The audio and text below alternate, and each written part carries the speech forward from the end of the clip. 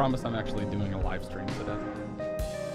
Apologies for the 16-minute we're starting soon screen. That's unacceptable. I will take my 40 lashes and let's get to it.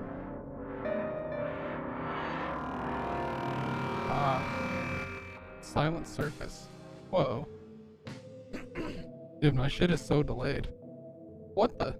Why do I sound... Oh my god, hang on. Dude, that was so fucking weird. I sounded like... I don't even know, dude, but something was way the fuck off. Right there. Holy shit, that was weird.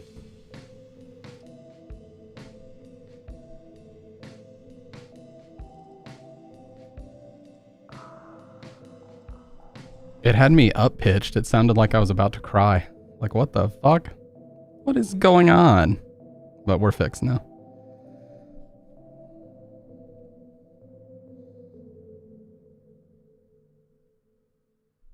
Okay.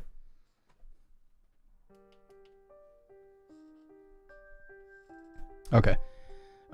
Yeah, we had a power outage earlier today, so a lot of my shit, like my lights were all fucked up. They were, whenever the power goes out and they come back up, they get cranked to the highest possible brightness, and I have to readjust them.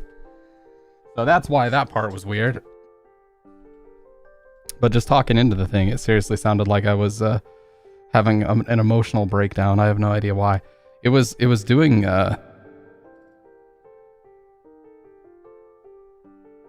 whatever. It was just doing that thing where it up pitches me for no reason. I don't know why that happens. Anyways, yeah. Feels good to be back. Feels like every single time I stream, it's been longer since the last time I streamed. And to be fair, there's some truth to that. But the most important thing is we're here.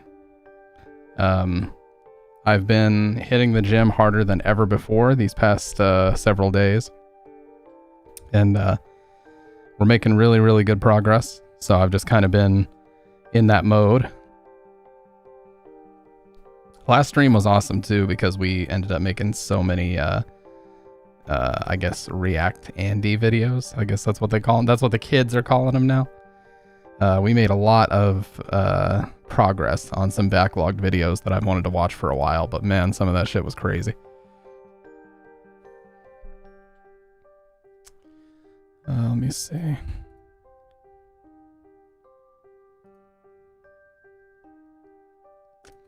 Woke up from a little nap after work, you know. I'm an old man now, so I need my naps scattered throughout the day. Also, you probably notice I'm getting a little bit more tan again. That's because I've been out walking in the sun. There we go. The tan is back.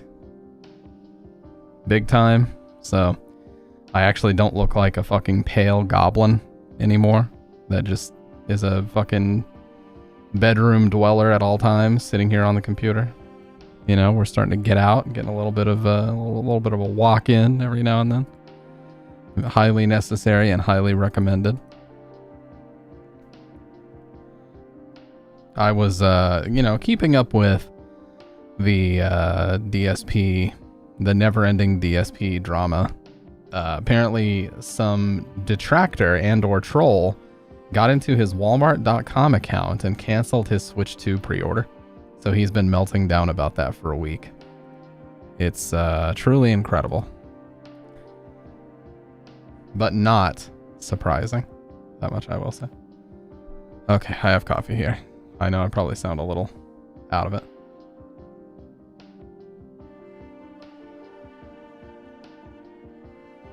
Let's go ahead and fix that problem right the fuck now.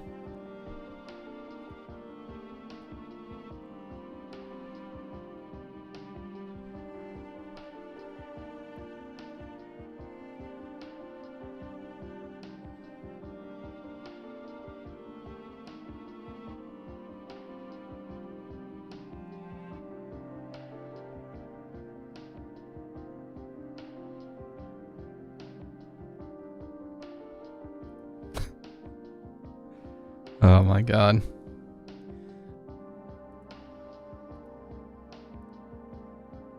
Yeah, and Oblivion Remastered did actually come out. You're doxing my address to one random lucky viewer. I mean, honestly, please do. Spice the content up, dude. Spice it up, God.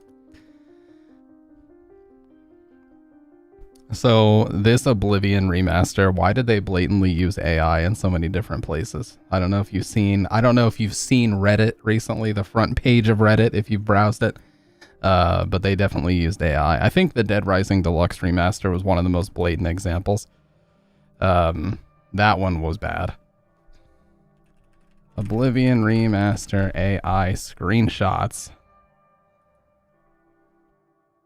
Is it just me, or do the Oblivion remake screenshots look AI made? And then, wow, problematic comrade responded and said, it's just you. Oh, what's up, Dr. Red?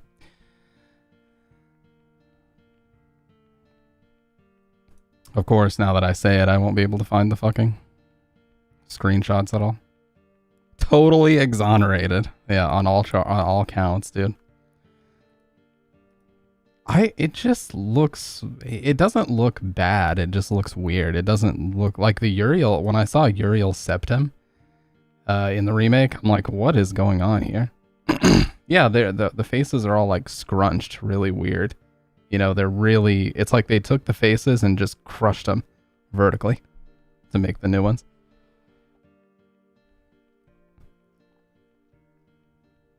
And don't even get me started on the body types. Okay. As if I was going to buy the game anyway. I think Oblivion is one of those games that I have literally played. Oh.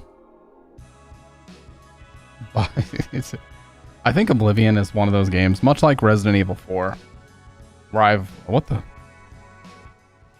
legitimately played it so many fucking hours in my life that there's just no reason for me to revisit it. I have scoured every fucking pixel of space in the original Oblivion that there was to scour, and I'm just not really interested in revisiting it. Now, of course, the logic of the original engine grafted onto UE5, yeah, it's fucking really bizarre.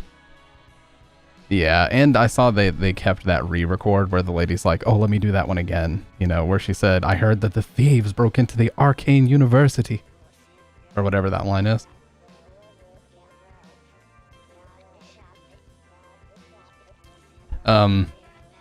Of course, the rumor mill's already spun up at full speed. How have you been, by the way, Dr. Red? I know it's been a few days since we talked. The rumor mill's already full speed ahead that Fallout 3 is going to be the next one, so... I mean, if they do that, cool. I would much rather a Fallout 3 revisit than an Oblivion, but yeah.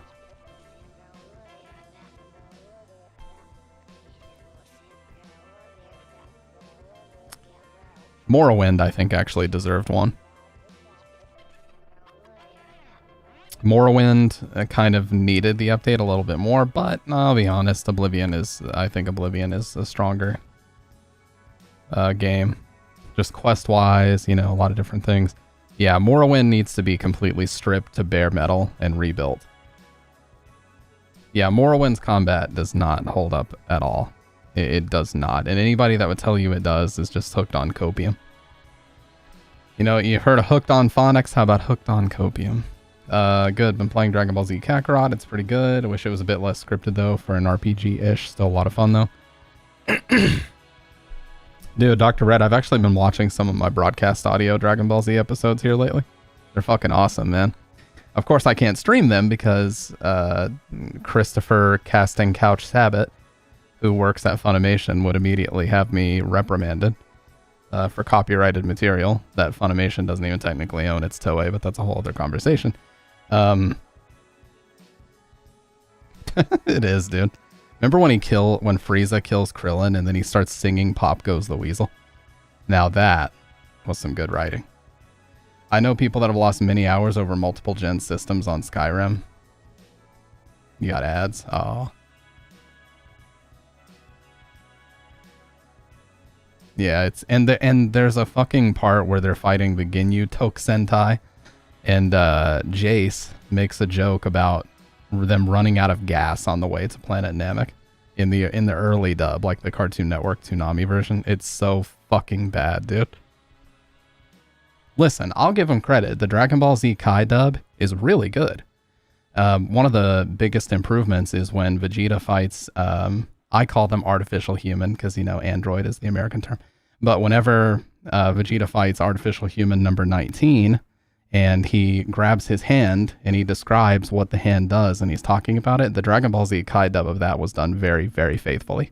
So that dub is good. The only problem is the only way that Kai aired on TV in America was Nickelodeon. So it got censored all over again. Hey, what's up, Shadow Man? It's the legend, the legand. It's the friend, the horror speaker. Pumping my ego up a little bit here, dude. What's up, man? Good to see you. Shadow Man actually popped into the Discord a few weeks back, and we actually ended up chatting about this and or that, but that's private. Don't ask another question.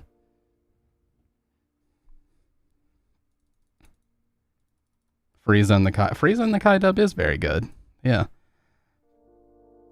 You know, I'm just a purist. I love Masako Nozawa is the only Goku in my eyes.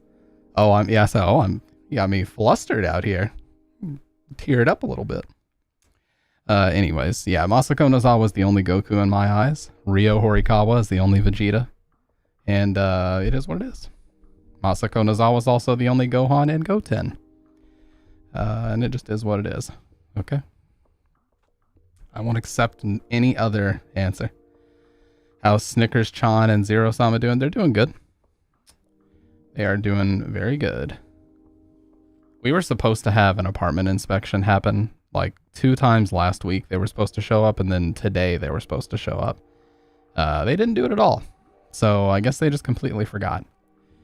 So, but we have a couple things, of course. You know, you guys hear me bitching about maintenance requests all the time. We have a couple things we're going to have to put a maintenance request in for. Our freezer has an ice maker built into it, and we think the water line that goes to it is frozen up because it won't make any more ice. And the freezer and the fridge have warmed up a lot to the point that if you put an ice tray in the freezer, it won't freeze even if it's in there for like 2 weeks. So we got to get somebody out to look at that. Our microwave's fucked up again. Just good solid fun, you know, but at least we have twitch.television to distract us from the injustices in life, and we can all come together, pause, and yeah. What have you been streaming lately, Shadow? Because I know you were big into the Dark Pictures games, things like the Quarry and Dark Pictures Anthology, Man of Medan, and all that. What have you been streaming lately? Very horror adjacent guy, I know. Low on refrigerant or a bad... I think it's a bad seal. Yeah. I'm pretty sure that's what it is. Did he stream RE4 not too long ago? I actually don't know. What's up with this Expedition 33 game? Does anybody know if this game is any good? Fix it, then bill the front office? Yeah. Yeah, just call the front office. Yeah, I've got an invoice for you I'm going to need you to cover. I took it upon myself to fix my freezer, and I'm not paying for this. Not at all. You're gonna need to open up the Velcro wallet and take care of this, okay?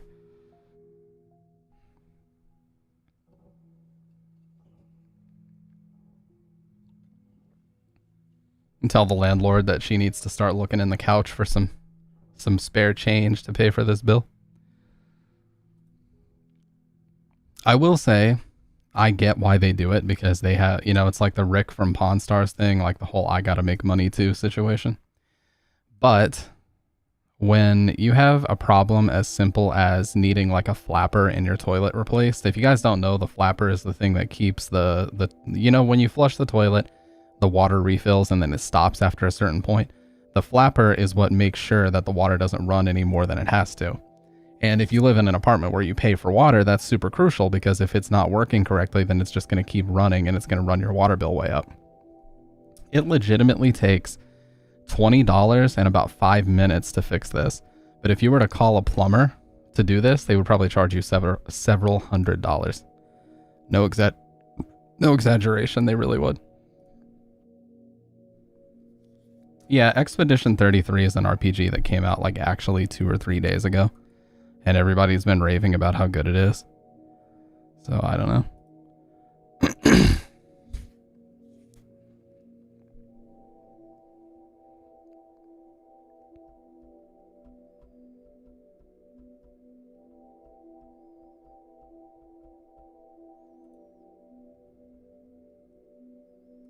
What we got here? I'm from this home. The actions in this video are performed by and supervised by professionals. Do not attempt. What? What is going on?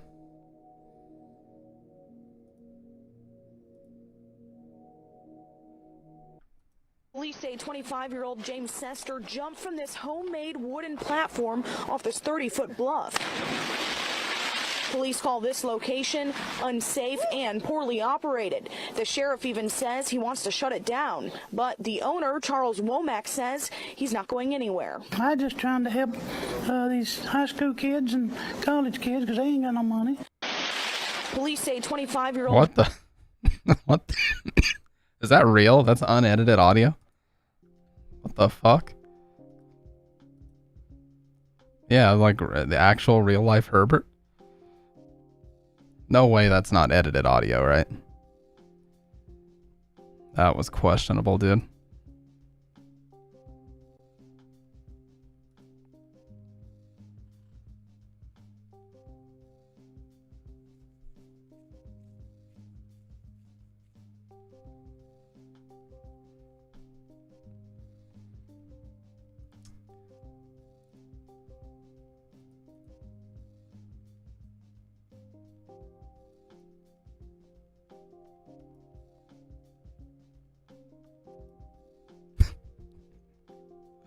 Oh my god, man.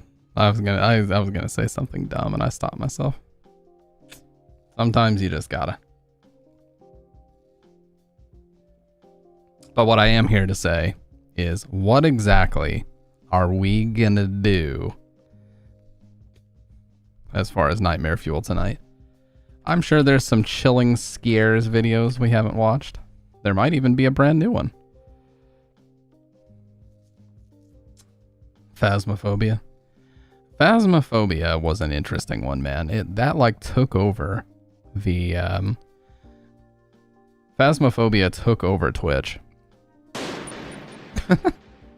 Fix the fridge, damn it. I'm trying, dude. That needs to go above. There we go. Thinking before you speak is such an underrated skill. I'm so happy I have. Seriously, man. It saves you from so many situations that you would rather not get yourself into. Yeah, so what the hell was I saying? Dude, I was literally just talking. Oh yeah, Phasmophobia. Phasmophobia took over Twitch. It was basically like the new Among Us or Fall Guys for a little bit. And then, just as quickly as it blew up, it disappeared, and hardly anybody has talked about or played Phasmophobia ever since. Even I was kind of on the trend, but I only played it in a private Discord. Actually, no, that's not true. I did stream it. Yeah, I absolutely streamed it. But those clips are fucking ancient. There's a clip on my channel called Screaming for Content, and it's from 2021, where one of my IRL friends was like purposefully screaming and trying to be over dramatic. I'd have to dig through the archives. What's up, Kendo? Yeah, so there's a new genre which they call like, it's called like streamer co-op slop is what they call it, and it's basically games that are just designed to get a bunch of streamers together so they can just meme with each other and all like farm content for their chat. Repo is one of them. Lethal Company is one of them. There's Phasmophobia is one of them. There's a lot. There are a lot of them.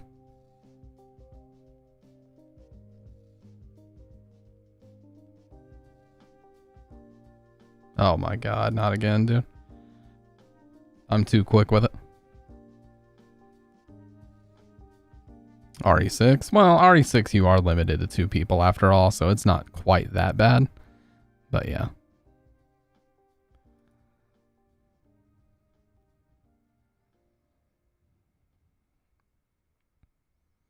overrated skill, say what you want, you'd be surprised by what you can get away with. Well, I think really what it comes down to for me is like, when you're not just streaming, because I'm not going to sit here and say like, oh, I'm a streamer, I'm held to different standards. That's not what I mean. I just mean like everybody intentionally tries to make you look weird by taking what you said out of context. So it's easier to just not say certain things. So that's usually how I approach it. You know?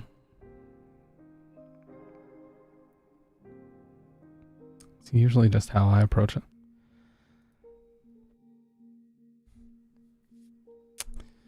Oh, come on, man. I know this clip exists somewhere.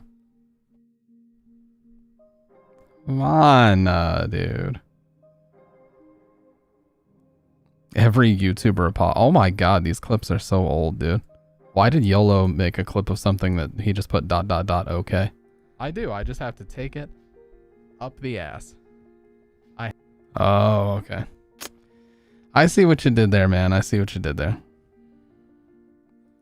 You didn't hear that, by the way.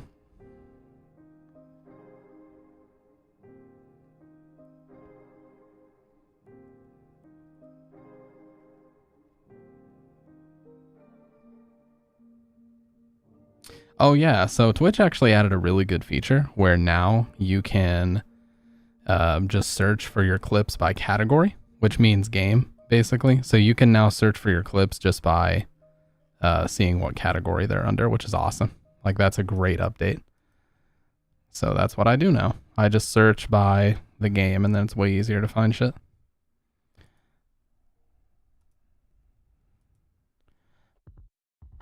Pretty sure I made this one. Clips of my channel. Somebody clipped that Herbert thing. There is a lot of truth to what you're saying, though, Wang. A lot of times people underestimate how the power of just saying whatever you want sometimes. I think some people respect that too. Let's see. When did we even play this shit?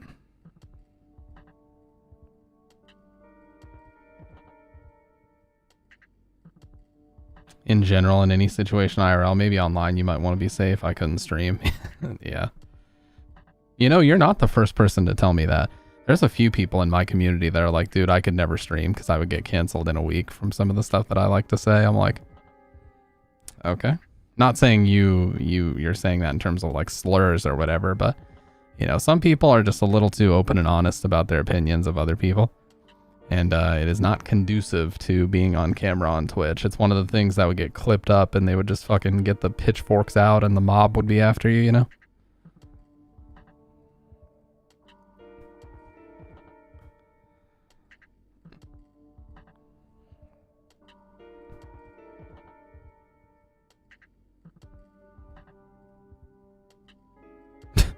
Dude, this guy is one of my favorite streamers, seriously. I forgot I had some of these clips. Caleb Hart 42. Check this out. I watch this guy speedrun Final Fantasy VII all the fucking time. He's so funny, man. Because he gets so genuinely mad at shit. It brings back like the original aesthetic of YouTube and Twitch. Where rage content was all the rage. But he doesn't fake it. Like, you can tell he actually gets fucking really mad. Watch. I clipped this one a couple years ago. So he's trying to run to this here. It's called Junon. And it's where there's like a big parade happening in the game. And basically however many encounters he gets, this is a game with random encounters, determines how fast he gets here. So he basically is touching it like one fucking pixel away. And then he gets an encounter. Watch.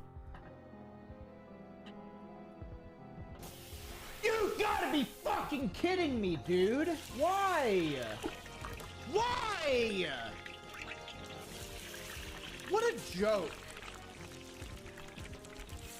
And he was so close that the game barely even loads back in by the time he goes in. I don't even know what a Charizard does. I don't know how his mic is still working, by the way, because he fucking blows it up like several times daily. I don't know how that shit is even still working at this point. but I'm impressed that it is. I really am. Why? I can proudly say I've never been that mad. I'm a very upfront and honest person, whether it will offend you or not. I'm not here to be a yes man. You got to take me for who I am. Not everybody likes not everybody likes honesty. That's very true. I've encountered a lot of people in my life who would much rather you just bullshit them and tell them what they want to hear. My brother's kind of like that. My brother, when he asks you for your opinion on something, he doesn't really want your opinion. He just kind of wants you to blow smoke up his ass. And if you don't come back with a positive opinion of what he asked you about, he gets really mad. And he gets all defensive. And it's like, dude, you asked for an opinion, you're getting one.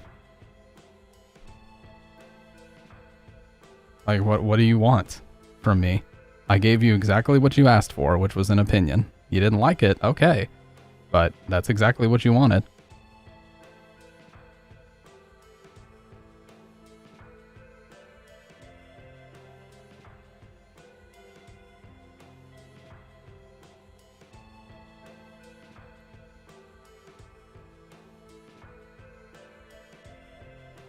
Yeah, it's not the right opinion, yeah.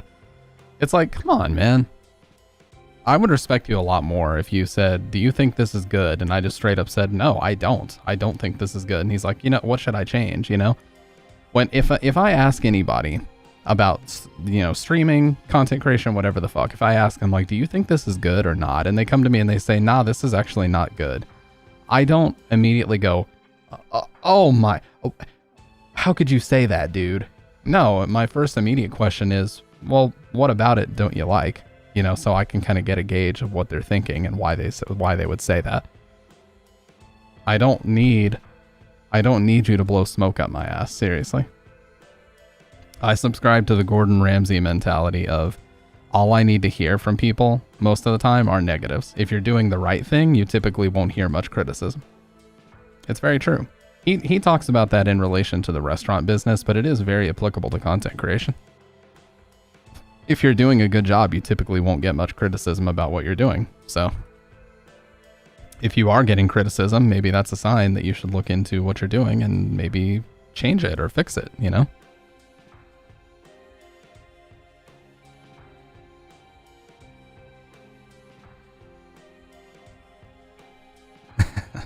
I found a clip called "The Type of Wheezing Only DSP Can Cause." What is this?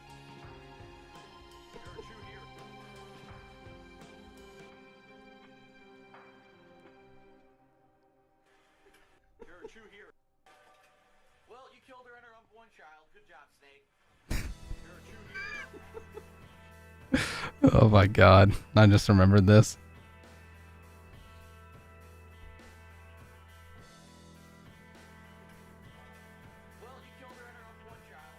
Yeah. So this was DSP playing Metal Gear Solid 2.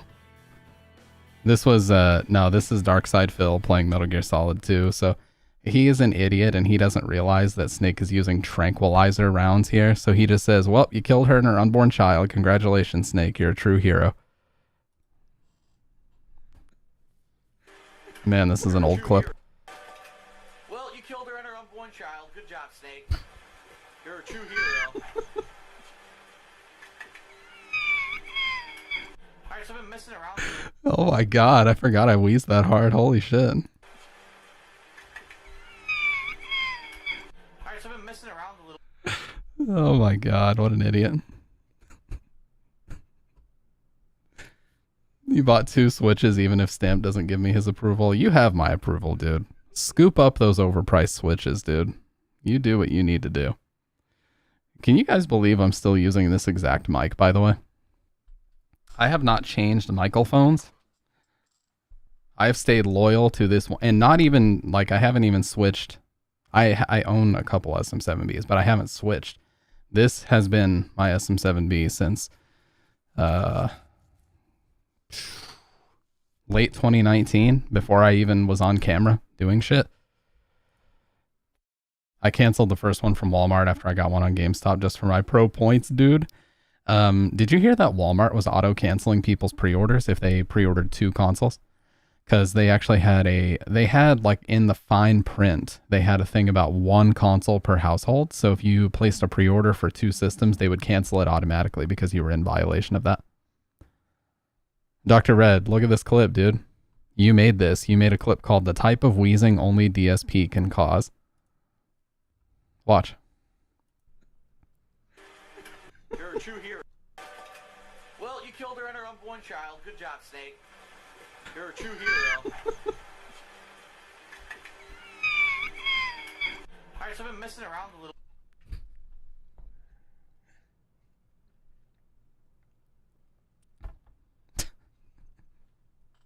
He's such a moron. He wasn't even paying attention to the fact that he clearly was using tranquilizer rounds and she was asleep. You can see her breathing. Well, you killed her and her unborn child. Congratulations, Snake. You're a true hero.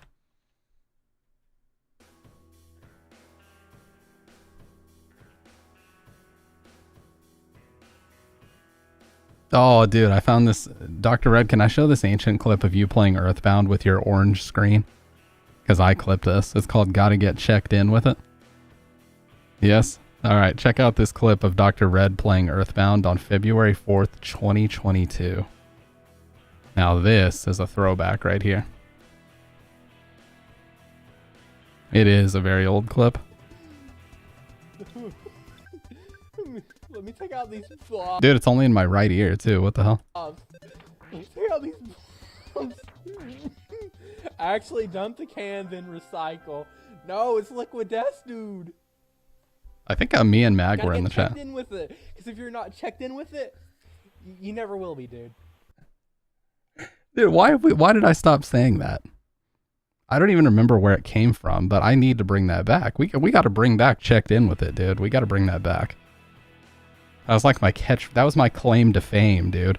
We got to bring that shit back. We got to bring it around town. Like SpongeBob teaching fucking Squidward how to blow a bubble. We got to bring that shit around town.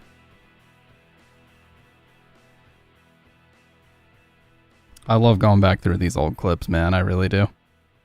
Here's another Final Fantasy VII clip. What's this all about?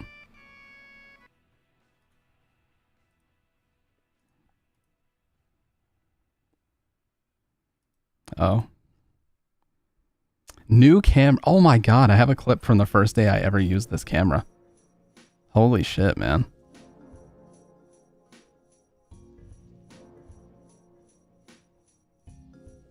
This is so old. I think it originated when you were mocking people. So I was. No. It was crypto. Yeah, I was mocking people like scamming with crypto. That's what it was. And I was saying that that's the type of dumb shit that they say when they're trying to... Yeah, I remember now. New Mixer Go XLR, July 2021. Man, I've had the Go XLR since... I've had that shit almost 4 years? What the fuck? What's up, Malum? Hey, long time no see, man. How you been?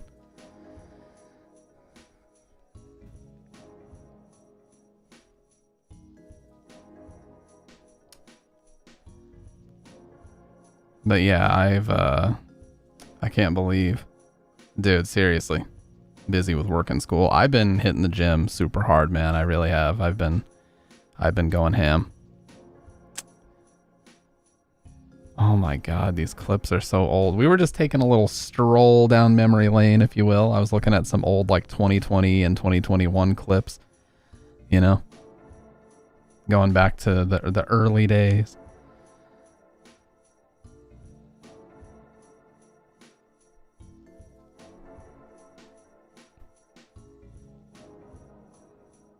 Oh my god.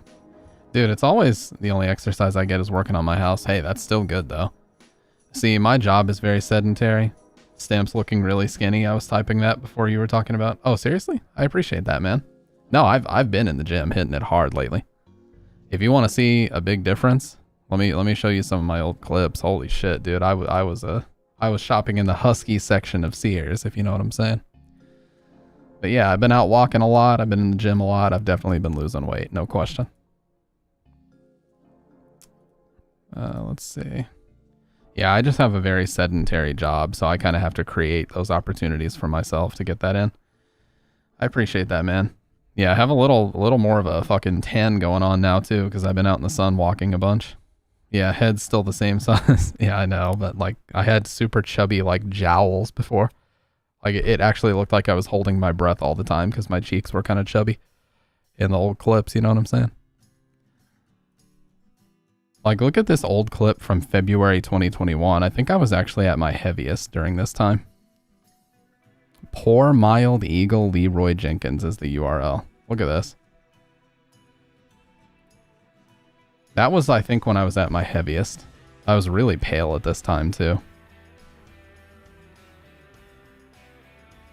Oh my god, the sausage fingers, too, dude.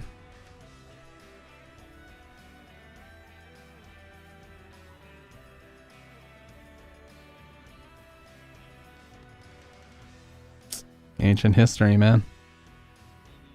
The lamp, yeah, Dr. Red's favorite lamp. We still have that lamp, by the way. Hit 200 months ago and just got stuck. Well, I'm not going to be losing weight that way because I've been hitting arms and chest super, super, super hard. So, I mean, muscle weighs more than fat, so I'm not going to lose weight like that. The only way that I could just lose a ton more weight would be doing a shit ton of cardio, but I'm kind of more interested in not bulking per se, but I just want to be, lean and a little shredded. That's kind of what I'm going for. So we're talking very lean protein all the time, very low carb all the time, and just kind of dropping the fat that's concealing the muscle is my goal right now. I just want to get rid of all the fat that's concealing the muscle so that, you know, that shit can pop metaphorically and literally. Figuratively and literally, I should say. Why did I say metaphorically? Been hitting the ice cream super hard. Oh, the Ben & Jerry's, dude. The Tonight Dough is a really, really good Ben & Jerry's flavor.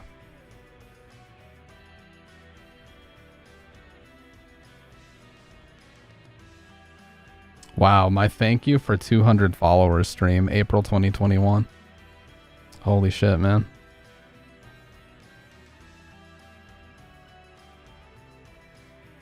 Remember when I used to do 30-day challenges where just out of nowhere I would go live for 30 straight days? I used to do that all the time.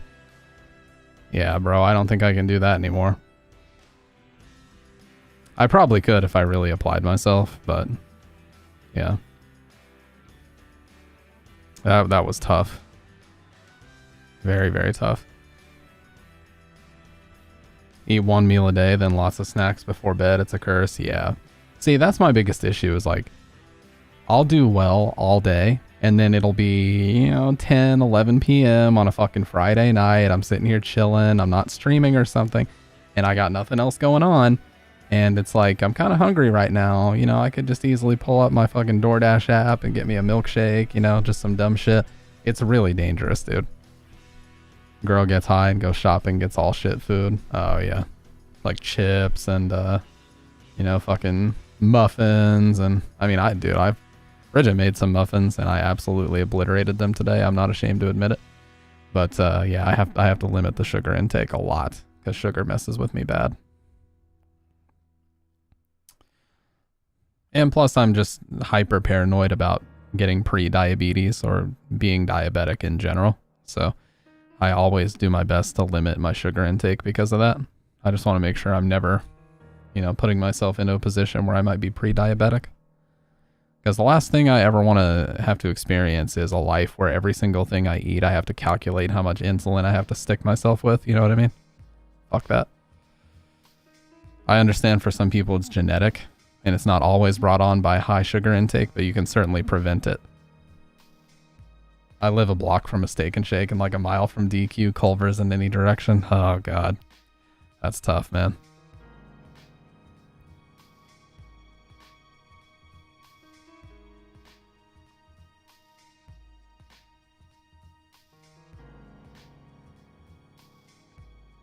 The butter burgers. Dude, Steak and Shake has fucking amazing burgers. That's for sure. Their fries, they're good because they're beef tallow fries, but if you order them and have them delivered, they're soggy as fuck. You have to go there and get them fresh. You get them fresh, they're really good.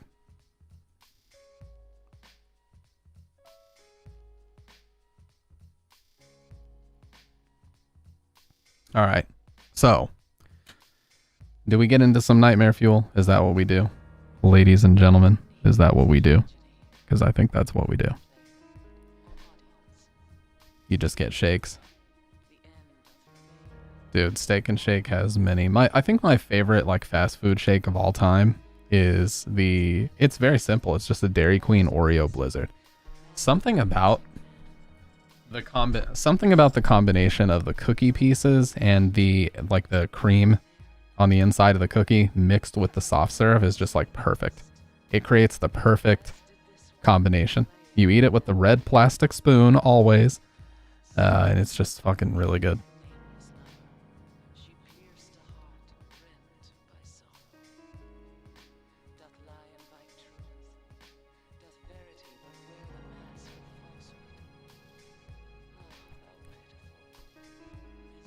Georgia Mud. Oh, Georgia Mud is fucking so good. Yeah, dude. I'm right there with you, man. They have this one. It's not always available, but they have like a cheesecake blizzard as well. That one's also really, really good. Diabetes incarnate. Oh, that's very true. Yeah. I think the Oreo Blizzard in large is like the highest amount, just in terms of grams of sugar. I think it's literally the #1 in terms of grams of sugar in a single fast food like dessert item. It's like 250 grams of sugar or some shit. Like 50, 60 tablespoons of it. It's fucking crazy. So that's that shit you gotta limit yourself to like once every 2 months if you can. The labor force there is subpar, even all tattooed, criminal looking youths that don't really seem to want to be there. Dairy Queen or Steak and Shake? Dog looking sussy and wide. He just goes.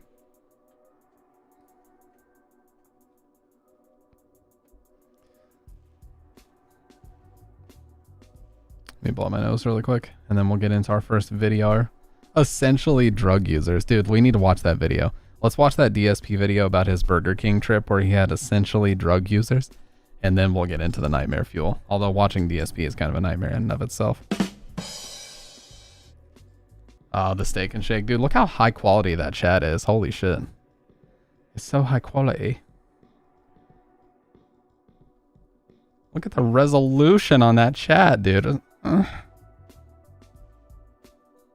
wasn't me, by the way. Don't clip that.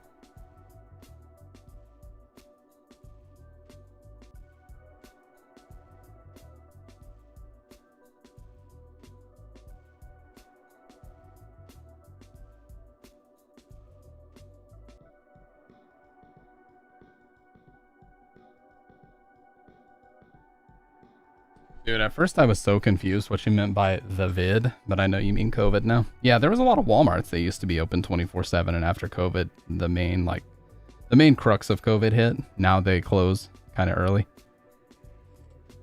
Man, going to a Walmart overnight used to be one of my favorite things, because there's just fucking nobody there. Nobody would bother me. Nobody would try to like fucking sell me Spectrum internet. Fuck that, man. Burger King smells so good, but it's the worst trash ever. Burger King nuggets are garbage. And chicken fries. Dude, it's just like mincemeat. It's like chicken mince that they have breaded and try to pretend like it's a legit, meat, but it's fucking garbage. All right, here we go.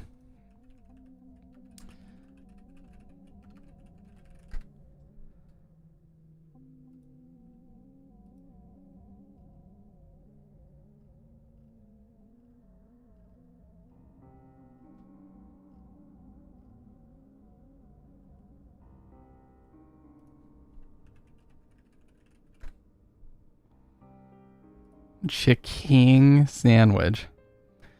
Dark Side Phil Burger King birthday disaster. On my day off. All right, here we go. I'd like to talk a little bit about Sitting in a 24/7 coffee shop overnight was one of my favorite memories. Dude, seriously. I worked for a very long time. I worked overnight retail for a large company, shall we say. And I loved that environment. Like, there's nothing more relaxing to me than being in a big retail store, like especially a big box store overnight, and just wandering around at my own pace and doing my grocery shopping. There's just something very therapeutic about it, you know? Between Texas Roadhouse and Burger King, smells outside my house will make you hungry. Yeah. My dumb brain not having but thought he meant the DSP Burger King vid made that Burger King close sooner. Yeah. They heard Darkside Phil's complaint and they said, we need to get these essential drug users out of here, dude. So, the context of this video. Darkside Phil, one of the largest lolcows on the internet. His wife's birthday came up.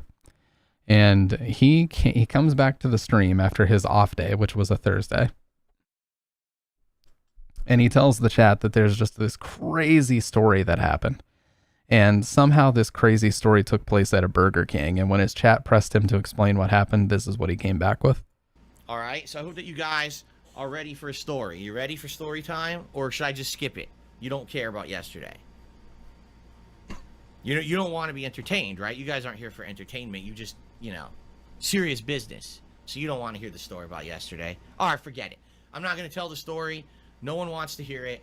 Everyone's telling me in the stream chat, just skip it. No one cares about you or your personal life or anything like that. You're a boring person. Everyone hates you anyway. I don't know why he does this. He just mythologizes comments that aren't there, and then he proceeds to tell the story anyway. So it's like, what the fuck? Who the hell would want to hear about that? What? All right, forget it. All right, we'll skip it. Cool. We'll completely skip it, and we won't talk about it. Everyone in chat's going nuts, of course. What the hell? No, we want. What? Tell the story. People are going crazy. All right. All right. For those of you who are actually here for pre-stream, here's a fun story. All right, so here's the deal. Yesterday was a day, Kat and I specifically planned this day out to be a day that we would be able to spend the entire day together. We didn't have any appointments. We didn't have anything to interrupt what we wanted to do. We even had reservations at a restaurant for dinner. Dude, the fan art is terrible. Like, it's nice, like it's charming and all that he features fan art and everything, but it really is bad. Specifically one that Kat had picked out. All right, so everything was planned and well, and we were like, we're gonna have a great day out. Okay, we were hoping anyway. So do you know the saying? What is the Murphy's Law saying?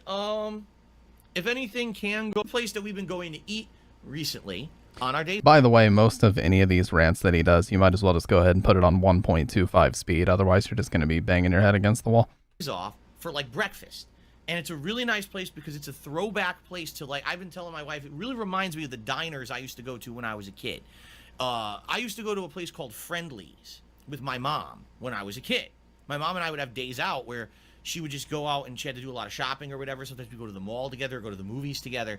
And then we would actually go out and get lunch. And it would be at Friendly's. Friendly's is like an American-style diner where you can get all kinds of food. You know, sandwiches, burgers, grilled cheese, chicken, all kinds of stuff.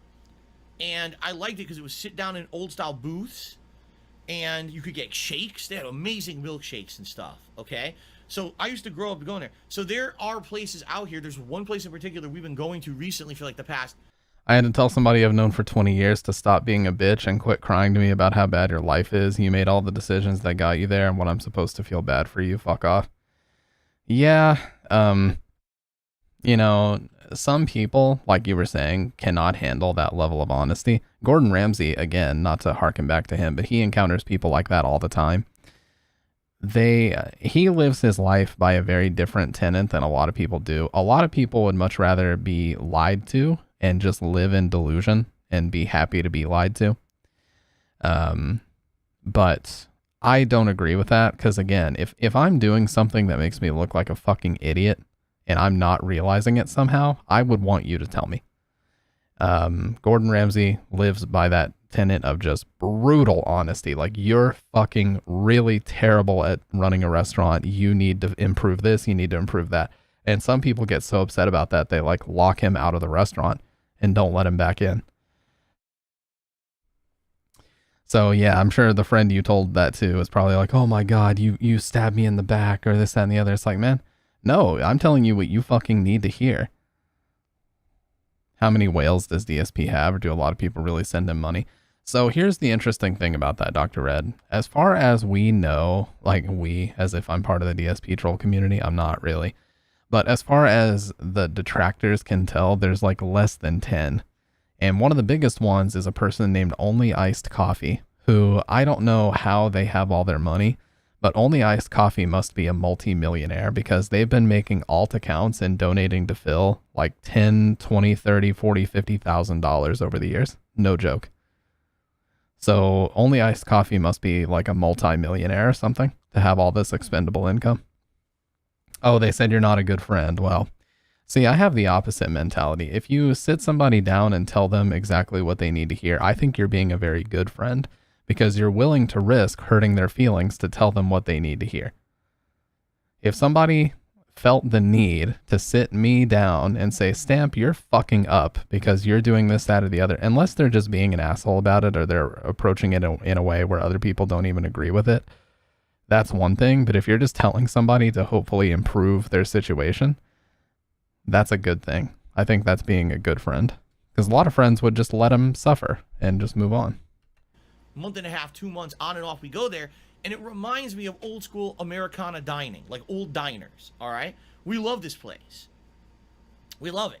The value for the food is great. The food is outstanding, at least per American standards. It's not gourmet food, but it's basically if you like American diner food, you're going to like this place. Okay. So anyway, we've been going there. And you know what's wild? I'm just going to say this. DSP actually comes across as likable when he talks about things like this, but then he just fucking bulldozes it by being a Karen with the rest of the story. Like if he would just cut the story off here and talk about this diner that he really likes, this could have been a totally fine segment. But then he had to just bulldoze it with 10 continual minutes of being just a little bitchy Karen. And we said, well, we want to go there to celebrate my wife's birthday. She loves it so much. But we're so absent-minded. We're not thinking, oh, it's Sunday. We drive there. The entire place is full. Look at this fan art, dude. What the hell is this? And there's people waiting outside to get in. And we're like, you've got to be kidding me. Now, here's the thing. If we didn't have plans for what we wanted to do for the rest of the day, we probably would have waited. But we actually had plans. The place where my wife wanted to have dinner actually was a pretty far drive away. And there was a big shopping area there. And our plan was we were going to drive there. It takes a while to get there. We were going to spend the whole day there going around doing a little bit of shopping and then having this nice dinner together. But we didn't want to get stuck, you know, spending all this time waiting to get in to eat this place. All right. And by the way, the place was overrun with people. And the thing is, with COVID, you don't want to fucking be around a million people. We like eating in places that don't have a lot of people in them because we feel it's safer. Okay. Even though we're vaccinated fully. This Delta variant, motherfucker, we don't want to get sick, okay? You know, even though we probably won't go to the hospital for it. 100% agree, but I think it's important to remember there's a difference between being an ass with no real substance to your critiques and being a blunt but honest friend. One is someone pushing you around, the other is someone who cares about you. Those two often get confused. Absolutely. Like, just as an example, the people that have critiques about the stream, some people tend to approach it and they're really cautious. They're like, hey man, I don't want to offend you, but I kind of like, you know, when we just do the nightmare fuel, I don't like the gameplay so much. It's like, why would that offend me? That's the type of thing that as a streamer, you need to keep your ear to the ground and understand what your community wants. If you're not willing to do that, then why are you live? Just play video games on your own time. You know what I mean? I know some streamers might get offended by that because they want to pretend that they're always doing the right thing and they don't want any criticism because they think they know best. But that's a horrible mentality, especially as a Twitch streamer, you know? So somebody comes to me and they say, you know, I'm not really feeling the gameplay here lately. I prefer when we just talk. What am I going to... Oh my God, get the fuck out of my chat. You know what I mean? Just go full Wings of Redemption on them. Banned. Banned, banned, banned, banned, banned. Gone. Forever. I'm not putting up with your toxic bullshit. We don't want to get sick and be stuck at home with COVID. So...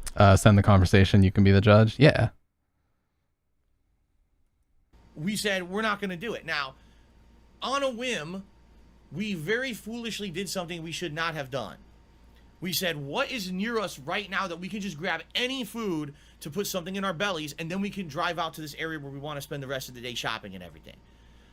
So we look and guess what's the closest thing to this diner? Burger King. Oh, good. Well, we said, what the hell? We'll just drive to Burger King and grab something quickly. All right? And then we'll be off on our day after that. We'll get on the road and we'll drive out to this place. Okay? Burger King.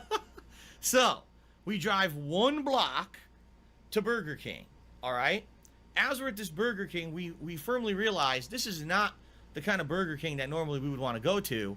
I'm not kidding you. As we're waiting in the drive-thru, Here we go. He's going to talk about essentially drug users.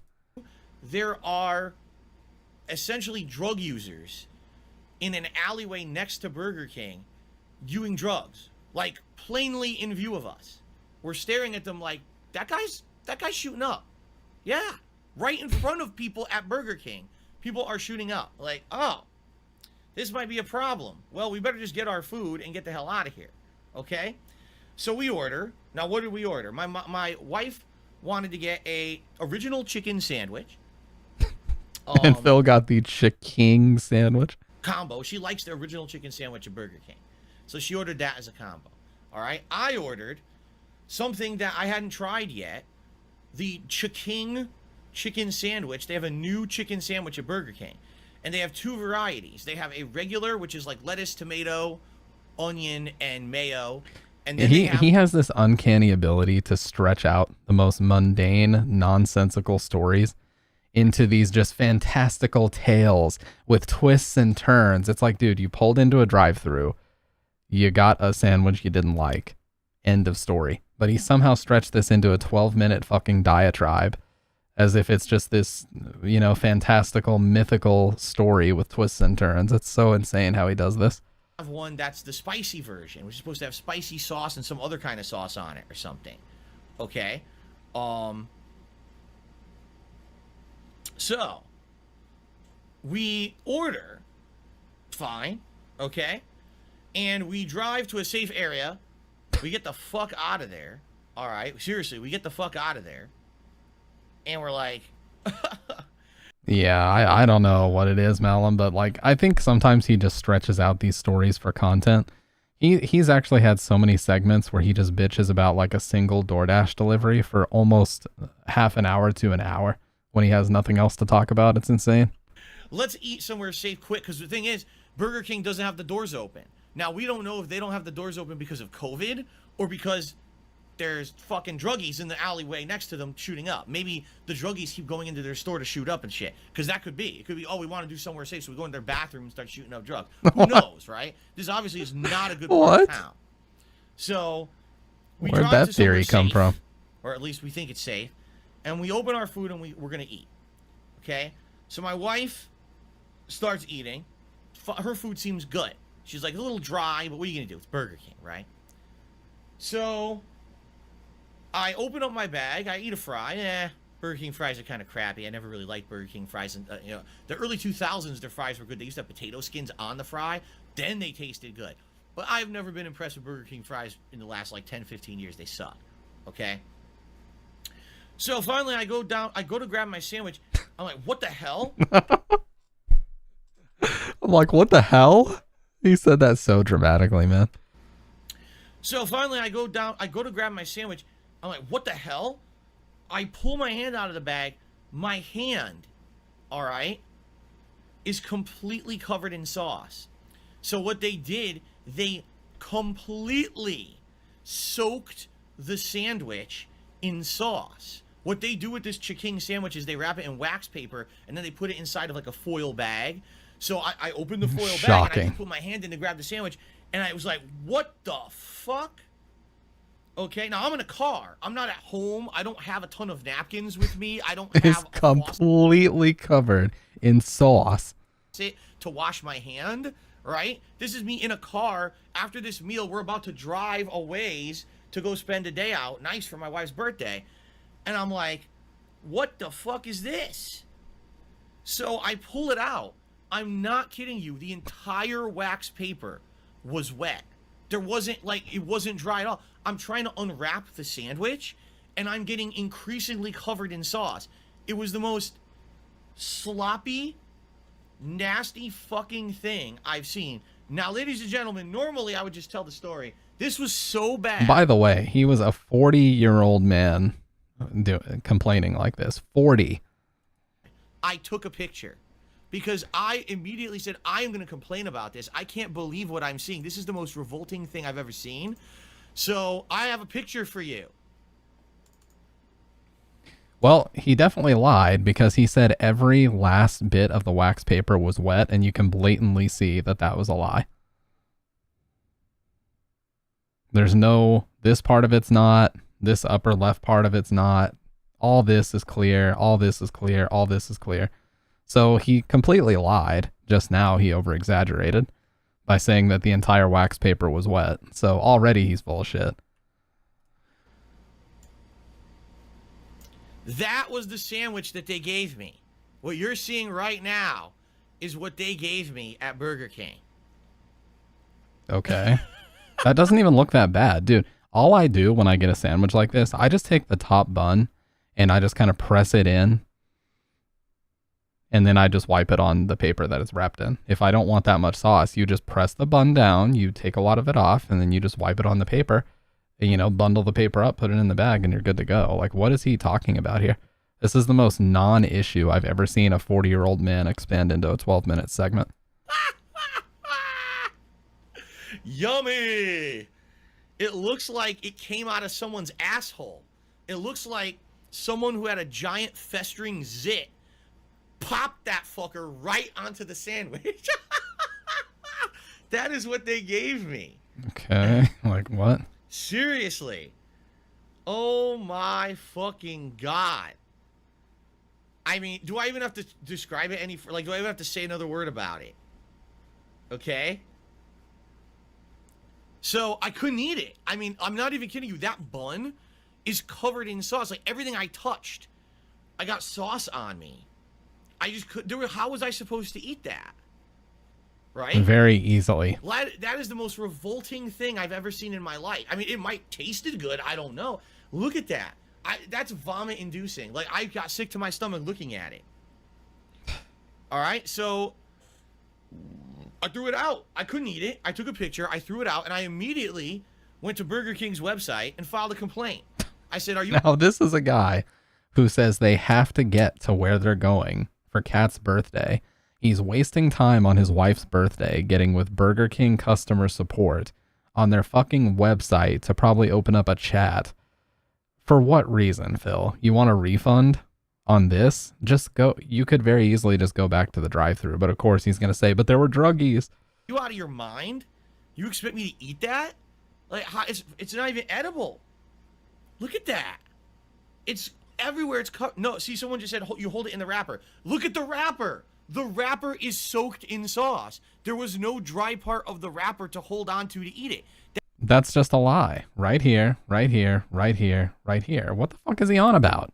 That wrapper is wet and dripping and saturated in sauce. There's no way to eat that without getting covered in it. And by the way, I don't know what that yellow shit is on it.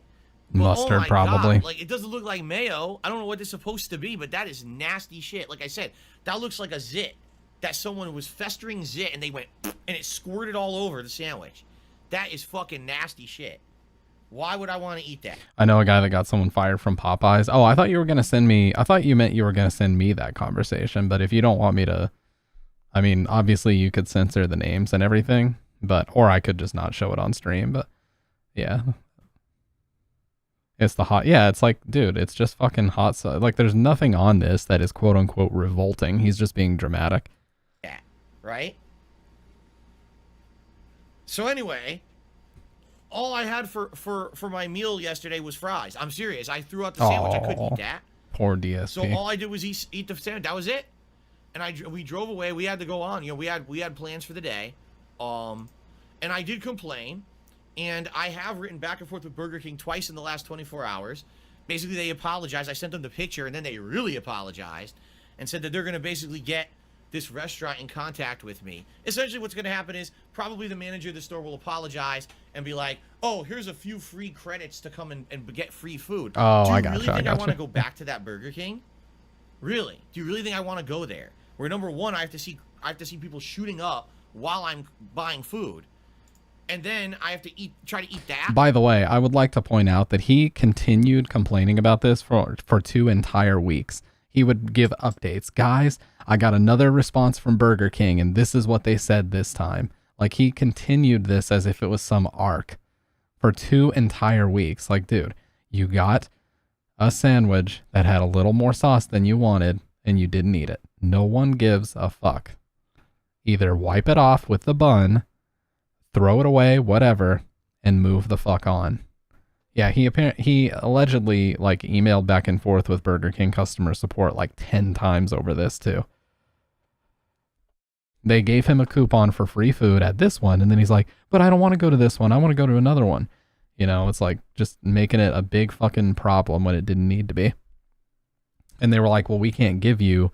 I think what he ended up saying is like they couldn't give him a coupon for a different location because the one he went to happened to be a franchise. And he was asking to get a coupon for a corporate location, and franchise and corporate have different policies. And it was a whole big thing. It's like, dude, it's one motherfucking sandwich that probably cost you $5. Grow up. What are you doing? Like, are you out of your mind? So even if they give me free stuff, I probably aren't even going to go there. I hope if they do give me anything free, I hope they give it to go to another Burger King that's a better one. Because that place is fucked. Seriously. Now I'm starving. The only thing I've eaten all day long. Oh my God. Dude, I do 24-hour fasts all the time. This guy is such a pussy. Was salt. All day long. Yes, I promise you can survive very easily 24 hours without food. You'll survive, Phil. Yeah, the sugar spaghetti. There's actually a hilarious video, Dr. Red, of a guy who made his pasta sauce recipe. And he's like, Phil, there's way too much sugar in this shit. I did everything right. I did nothing wrong. So, Phil, please stop making this nonsense. You could probably like buy a jar of Prego and add some shit to it. It'd be just as good as this. You guys want to check out the DSP iceberg for a little bit? I'll show you the pasta sauce part.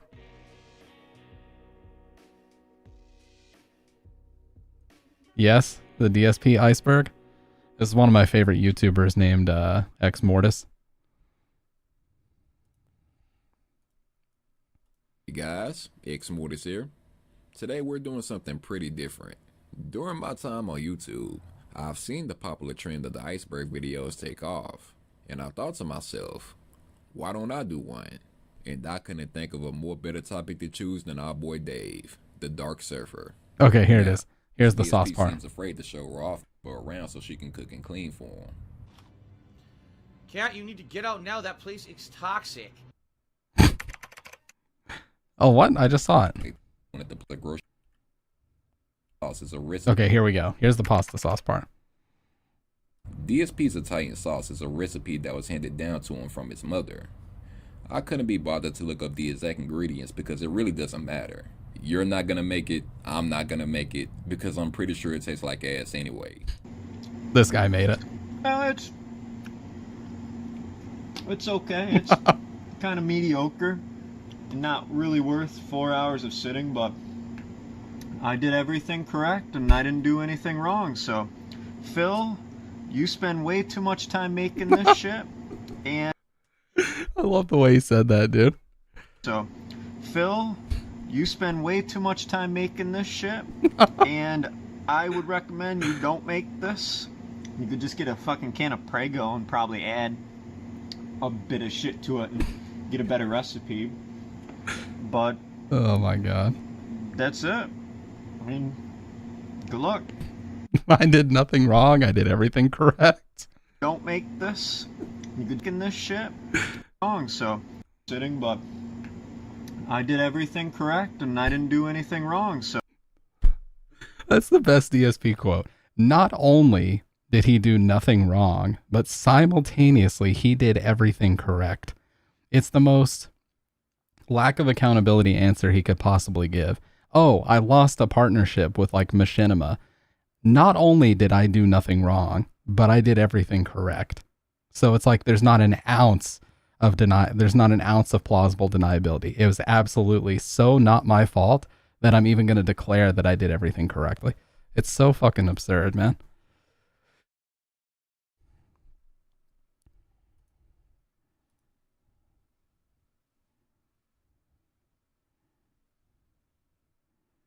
Let's see what else we got in here. Oh, the chair spin. Here's the chair spin, dude. This was after the vest streak ended. So if you guys don't know the lore, I'll have to explain it really quick. So DSP had what was called a vest streak, where once he hit $100 in support, he would put on a vest. And believe it or not, that shit lasted like 700 straight days. He made like 70 grand off of this shit on donations alone.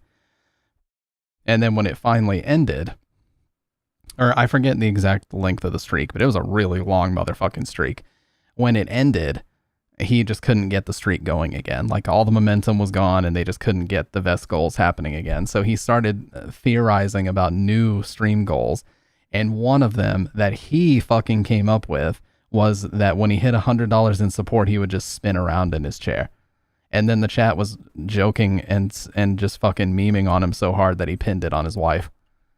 This was something Phil did after the vet streak had ended. He was desperate to get another idea going that was just as successful as the vet streak. He said it was Cat's idea and that it was kinda stupid, but that was most likely just him trying to shift the blame. Now, yes. My wife had a crazy suggestion. All right, I know people are immediately gonna jump on this, but because it's fucking stupid and embarrassing. But see, why would you say that about a suggestion your wife made, dude? That's how you know she didn't actually say it. That's how you know he's just trying to test the waters and see how people think. Like, why would you say that a suggestion your wife made is fucking stupid? That's how you know she didn't. my wife said, if you hit a tier 2 tip skull, here's what you should do. You guys ready for this?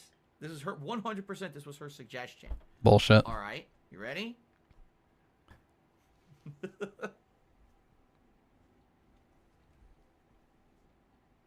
Oh my god. Oh my god. All right, so hold on. Whoa. That was 4. Whoa, he's so dizzy after 4 fucking 0 effort spins on the chair. Oh my god. Whoa, guys. Oh, guys, I have to get my bearings straight before I talk. Oh my god. Oh god. All right, that was 4. That was only 4 spins. Okay? And I'm dizzy. I'm like, oh my god, I'm rotating. That was only 4, and I'm spinning already. Okay? So, if we hit like a tier... This can't be real, dude. 2 tips goal, basically, I like spin in place like 10 times and get incredibly dizzy, and then I try to play the game. That was her suggestion. She says, call it the spin streak.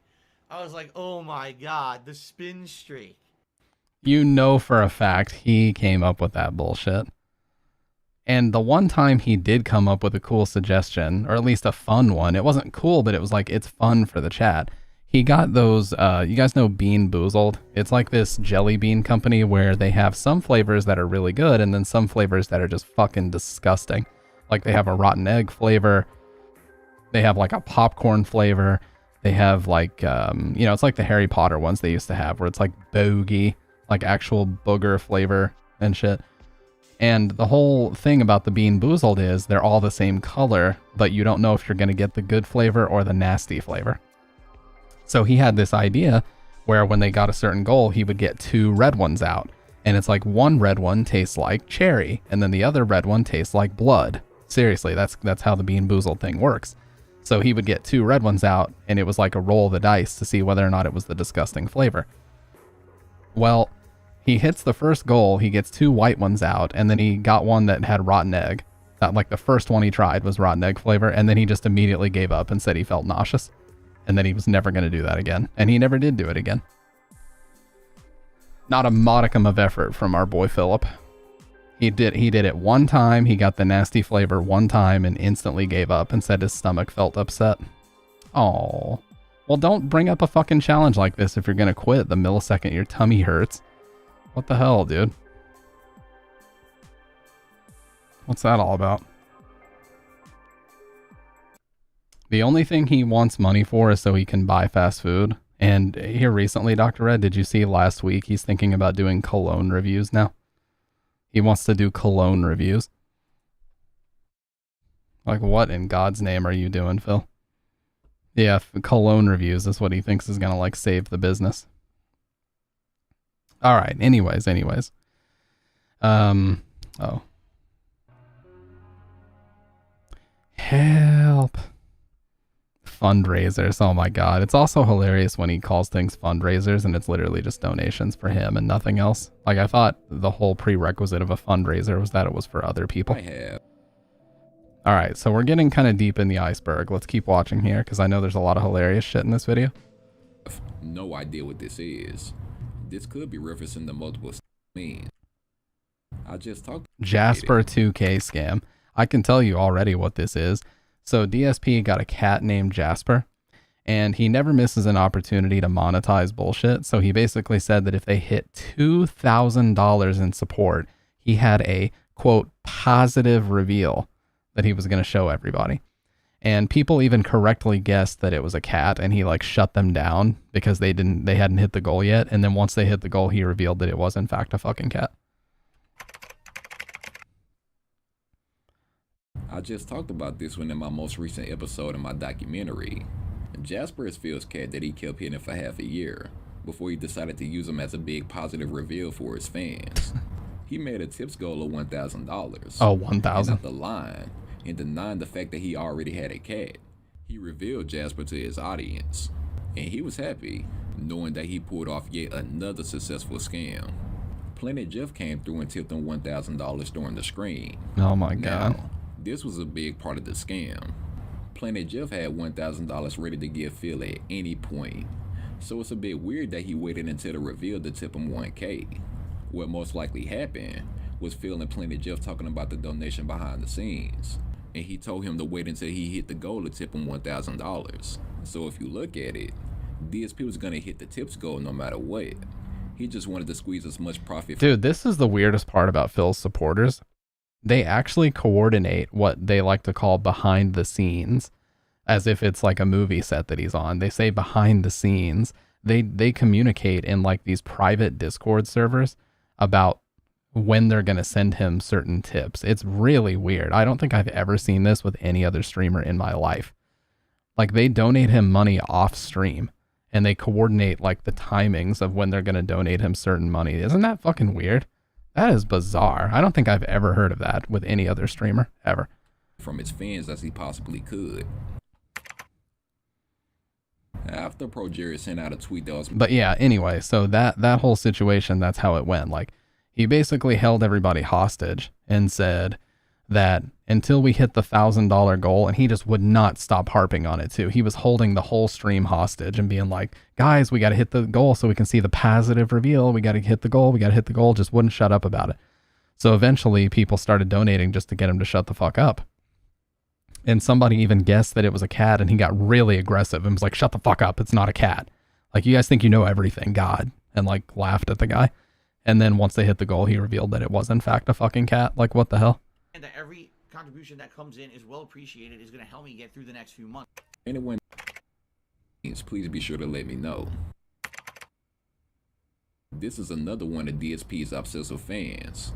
What made him gain some notoriety was his beef with tax attorney. I get hit. This all happened, by the way, before I found out that, and I said, DSP's tax attorney is the main person DSP goes to blame for why his tax situation is always so bad. And then as all this positive stuff is happening, you know, you guys were coming out to the streams and supporting, and I was able to pay all my bills, and I'm dating a girl who's, you know, a great person.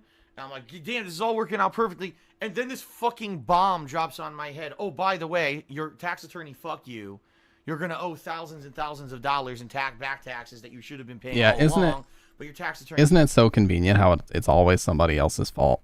That's like the number one thing you can take away from DSP. It's always somebody else's fault. Somebody else fucked up. He did nothing wrong. He did everything correct. You know what I mean? It's like, man, just fucking man up and admit that you fuck up sometimes. It's so bizarre to act that way. It really is.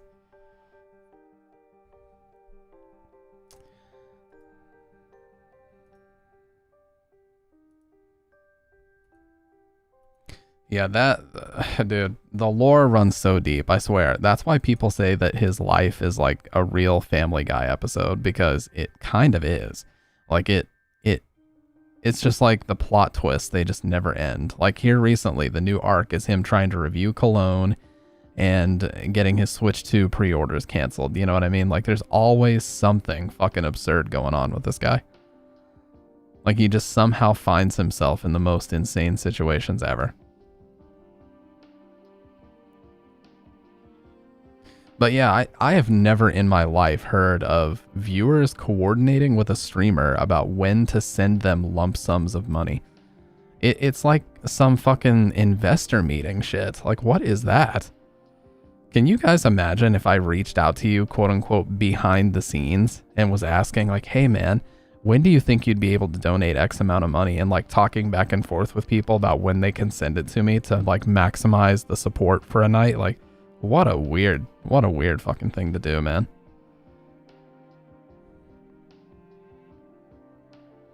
Yeah, like that's just not what you do. And there was actually, I forget when this came out, but there was a statistic. I think I might be able to find it.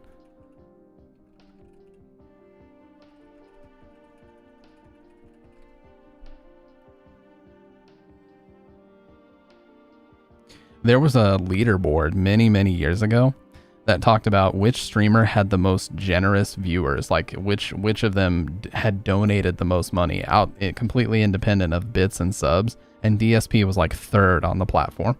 On Twitch, this was like 2018 that this came out, by the way. He was third place for the most generous viewers, like the on average amount of donations that he received was third place on the entire website. So like, relative to his size, he gets a ton of donation money.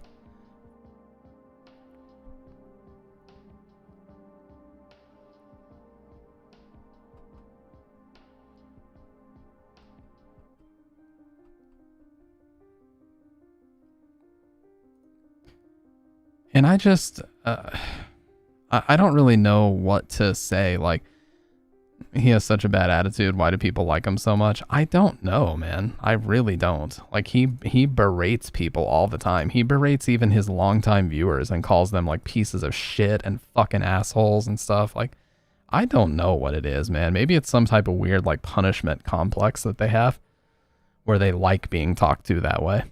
I don't know if it's like a fetish thing that they've got going on or what the hell it is, but it's weird. It is very bizarre, that's for sure.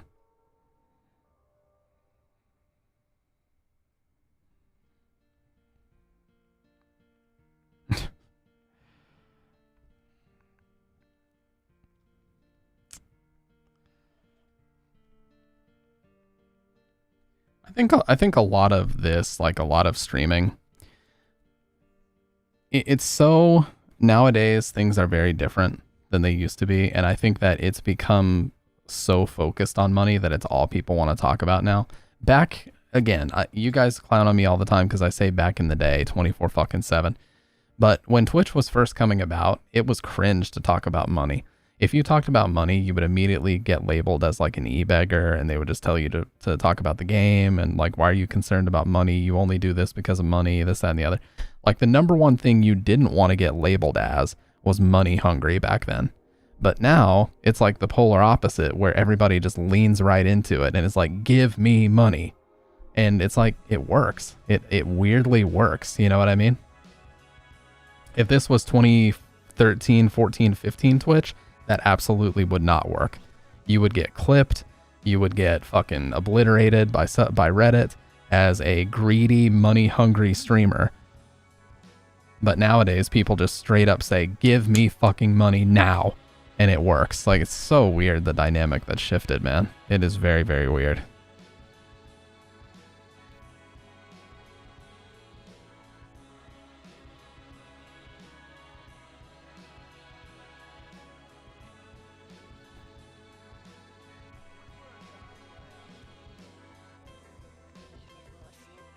Like there's even the popular streamers that they'll just say things like, hey, who's got a prime? Can you guys drop your primes? And then you look at the chat, it's just like a wall of people prime subbing. You know what I mean? So everybody does it. It's just like become part of the Twitch culture now to just ask for money. And I think part of it is kind of like a reading the room situation where you have to understand like how much is too much, because of course you can meme and you can joke about it as well. It doesn't always have to be 100% serious, but I just don't enjoy that. Like, who enjoys someone just constantly nagging them and begging them for money? I don't understand who enjoys that content. And even more bizarre, why would you then donate to that person to encourage them further? It's so weird, man. I can't wrap my head around it. I really can't. And I don't think I ever will be able to.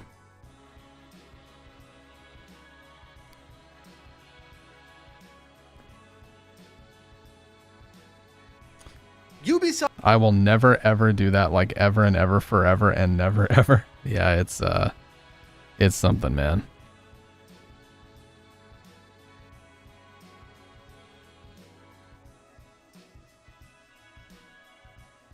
I think the most important, here's the thing, me and YOLO talked about this once.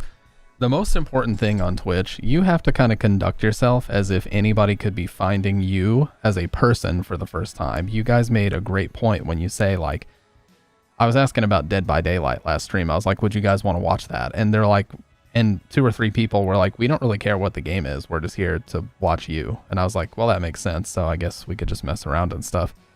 But that's part of what's so weird. It's like, you are the content, so it's most important that you conduct yourself correctly.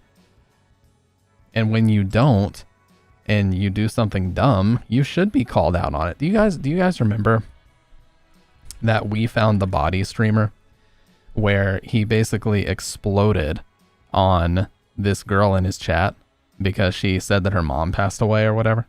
Do you guys remember that? Chef's kiss.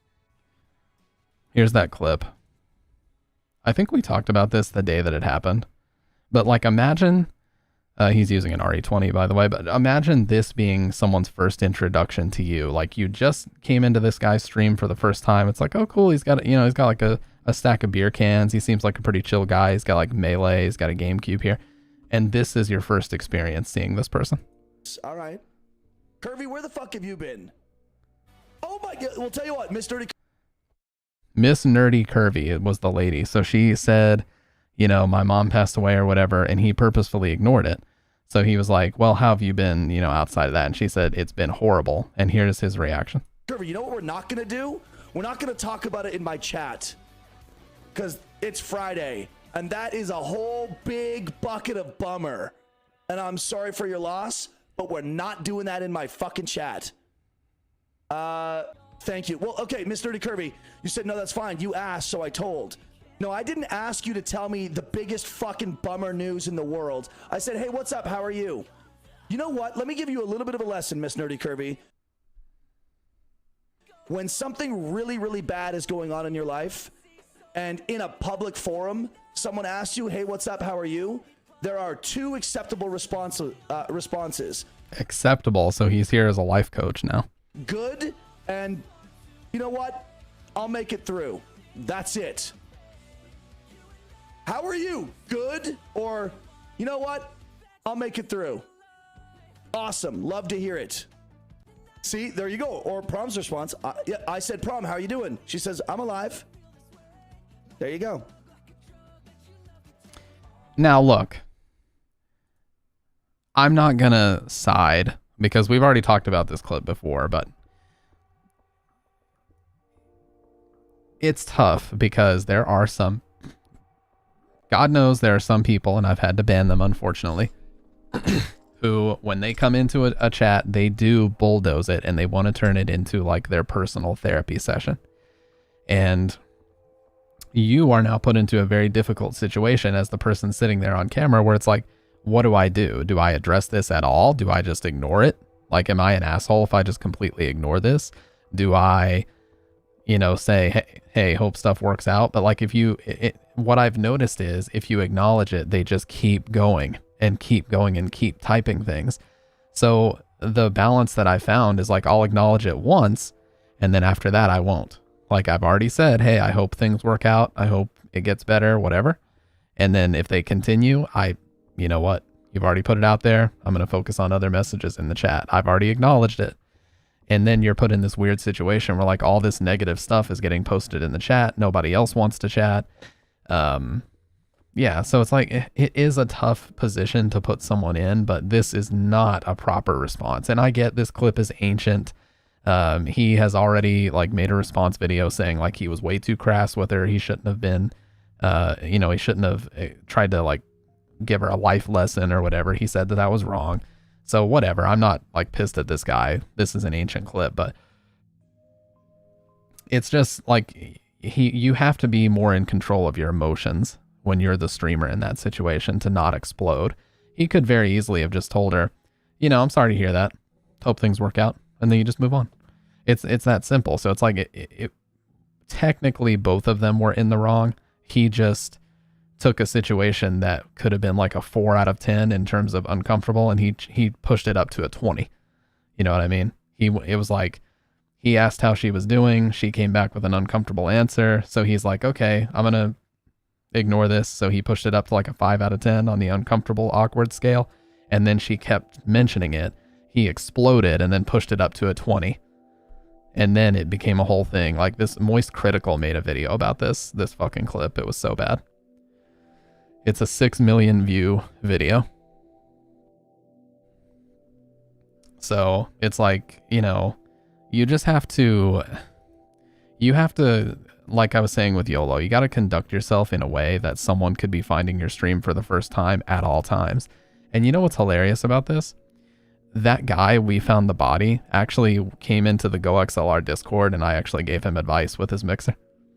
I recognized the name. He's like, hey, I'm back to ask, you know, questions. He had like some really weird sounds coming from his mixer, and I helped him out with it. And you know, I could have been like, hey, you're that guy that, it's like, it doesn't matter, dude. It's an ancient clip. Like, it's already been explained ad nauseum, but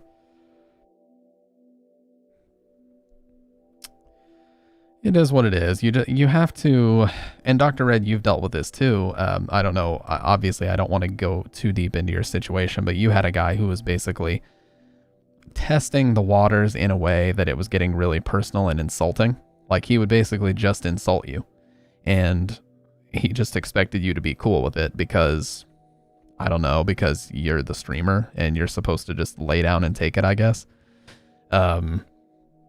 And I've had people do that too, where like they're just sneak dissing, like where they'll just say shit like, oh, you're this and you're that and you don't know what you're doing, and like, so, you know, you do have to be really in control of your emotions, and a big part of this is being able to not have a meltdown the first time that you get your first like really annoying troll person. And I've made mistakes in the past, I'll freely admit. One of the biggest mistakes I made recently was the night we played Woodbury Getaway. You guys remember that fucking weirdo who was making like 3 or 4 different Twitch accounts to ask me to join the voice channel in that Discord? I gave that person way too much attention, and I handled that poorly. The first time they said anything to me, I should have just completely ignored it and just banned them on site. But instead, I kind of played into it a little bit and let them essentially rob like the last 40 minutes of the stream-ish, you know? So I fucked up too. But, you know, it's just part of a big part of this being a streamer is being able to not have a meltdown the first time something goes wrong. That's one of the biggest parts of all this. Because, best believe, the millisecond you do, it's going to be everywhere. It's going to be all over fucking LSF or whatever. Maybe not even, but, you know, you need to be careful, because a streamer that was the size of that guy we found the body, where he was a partnered streamer, but he wasn't like a top streamer. You could find yourself in a 6 million view video, next thing you know, getting doxxed and all this other shit, accused of God only knows what, because people just want to dogpile. So you got to be careful, man. You have to be very careful. Out of curiosity.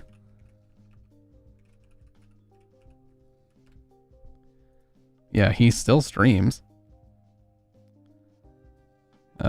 He streamed as recently as 16 days ago. No, he streamed 8 days ago. And it's available to subscribers only. So that's fun. If anyone ever asks me for advice for streaming, one of the first bits of advice I would give is you're the streamer, run your stream and don't let anyone else run it. Because trust me, if you don't run it, they will 100%. And, you know, there's a difference between, there was a person here a very, very long time ago named Rose.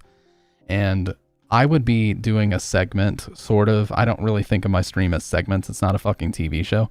But we would just be impromptu. Like Dr. Red would link me a video and we would watch it and I'd be talking about it. And they would basically post in the chat some super passive aggressive message being like, yawn, when is Silent Hill? You know, or like, yawn, when are we playing that? You know, they would actually post yawn like this. Like, yeah, you're not, and I remember a message where they were like, yeah, you're not really keeping my attention with this right now. So I'm going to head out. Like, okay, get the fuck out. Like, what the fuck? There's probably 5 million people that are live on Twitch right now. Like, switch the channel, you know what I mean? Yeah, like that night when we played Woodbury Getaway, that's what forced me to adjust the rules and add that section about, you know, trying to get me to join your fucking Discord channel. Look, you guys know, I've talked with many of my viewers many, many times, but I'm not gonna fucking sit here and have somebody be like, bro, join this voice, and I don't even know who you are. I don't know what this server is that you're trying to get me into. I don't know who you are. I've never met you. Like, I'm not going to join your fucking Discord voice channel if I don't at least somewhat know who you are. So you have to be kind of protective. And to Dr. Red's point too, it's like, if you let somebody come in and bully you or try to lean you in a certain direction to play a certain thing or do a certain thing, oh my God, yeah. Like, if you let somebody in your chat say some shit like, yeah, you're not really keeping my attention with this, I'm going to need you to do something else. It's like, no, I'm just going to need you to get the fuck out. Because if you don't want to be here, then don't be here. It's that simple. It's way easier for you to go elsewhere than it is for me to go elsewhere. Way easier. So it sounds like that's what you need to do.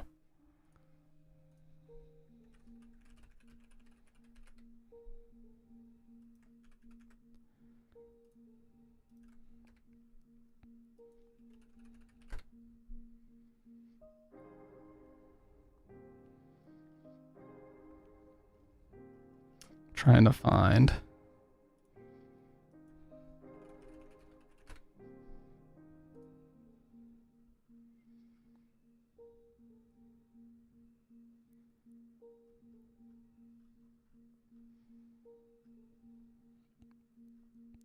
Yeah, and this person, here's the other thing. The other thing that this person was doing is they were basically trying to turn the chat into like their role play. It was like a role play thing that they were trying to do, where they were in my chat for like 2+ years, totally normal. And then out of nowhere, they started saying that they had DID, which is dissociative identity disorder. Whether or not they really have it, I have no fucking clue. I don't know who this person is. But they would come into chat as different alters and be like, hi, I can't believe I'm introducing myself for the first time. It feels odd meeting you, you know, especially considering that their Twitch username has known you for so long. You know what I mean? It's like they were just playing a game where they would just come as all these whimsical characters and introduce themselves. Like, what are you doing? What are you doing?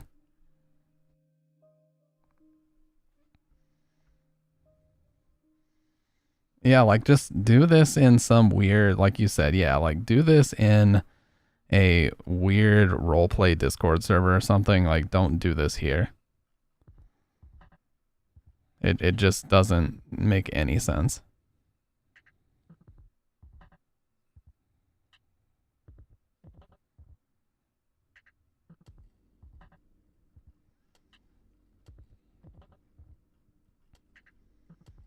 And then it's like, I know you're just trying to get a reaction out of me when you say shit like you're not really keeping my attention with this. So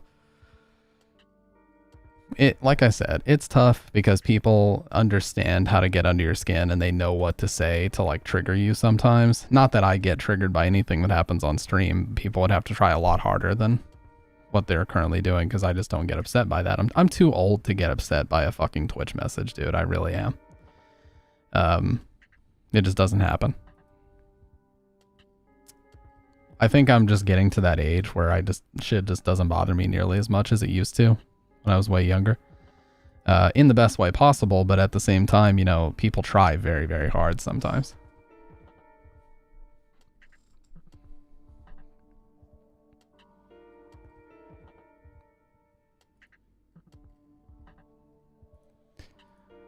And me and Dude Core were talking the other day about, like, it seems like as you get older, shit hits different. Like when you're younger, like trolling is fun and it makes you laugh and stuff. But like the idea of me as a 30-year-old man going into someone's chat and like trolling them, it just makes me cringe. It gives me secondhand, I guess firsthand embarrassment to even think about doing that.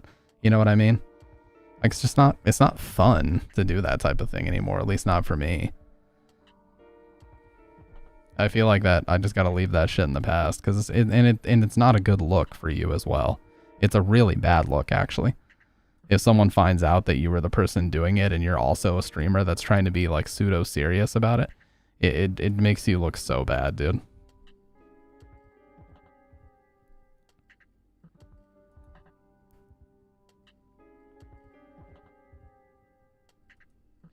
The fact I used to soft troll only a couple years ago makes me cringe. Well, the thing is, though, Dr. Red, you acknowledged that it was cringy.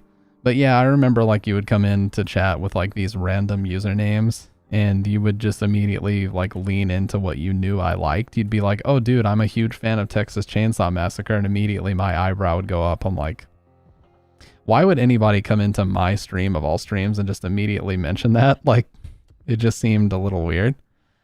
But no, you acknowledged that it was cringy, so I'm not like upset about it. I never was, but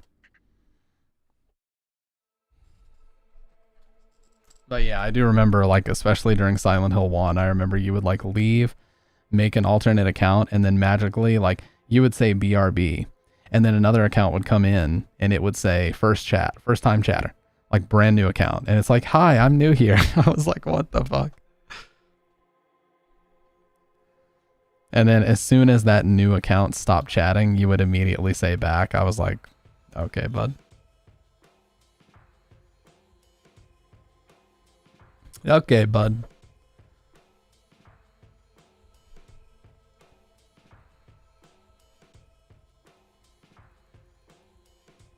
You know something that really pisses me off is, you guys know that disturbing Reddit thread video we watched the other day where the guy said that he was at work and he thought that somebody took his dog and had an operation done on his dog. Someone in the comments did that classic thing where they're like, hi, vet assistant here. You know, like the glasses push up, like, I'm here to explain what went wrong. You remember that? Where he said like somebody took his dog. So they said that it was a lie because of, you know, the dog needing to be sedated and the time it would take to do it and everything. And then somebody responded and said, hey, fun fact, every single story on these is bullshit, because if you notice, as soon as the person starts to get pressed on some of the plot holes and things that don't add up, they immediately just mysteriously delete their account. Or it'll say that the account was in violation of the rules, which usually means that they fabricated nonsense on a Reddit thread where you're supposed to only post real things, you know? So they either violated the rules of that particular subreddit, or they just were lying and they didn't want to get caught, so they deleted the account. And it turns out that someone posted that they were in a creative writing class in college. And in the creative writing class, one of the things they did to finish out the semester was they posted stories like that to Reddit to practice their ability to post stories without plot holes. So apparently Reddit is being used as like a college exercise to see whether or not, you know, Redditors will catch them on plot holes. So when I see that, I'm like, damn, so all these disturbing Reddit thread videos are probably just full of horse shit like this. You know what I mean? So that kind of annoys me because now those videos have kind of lost their impact for me.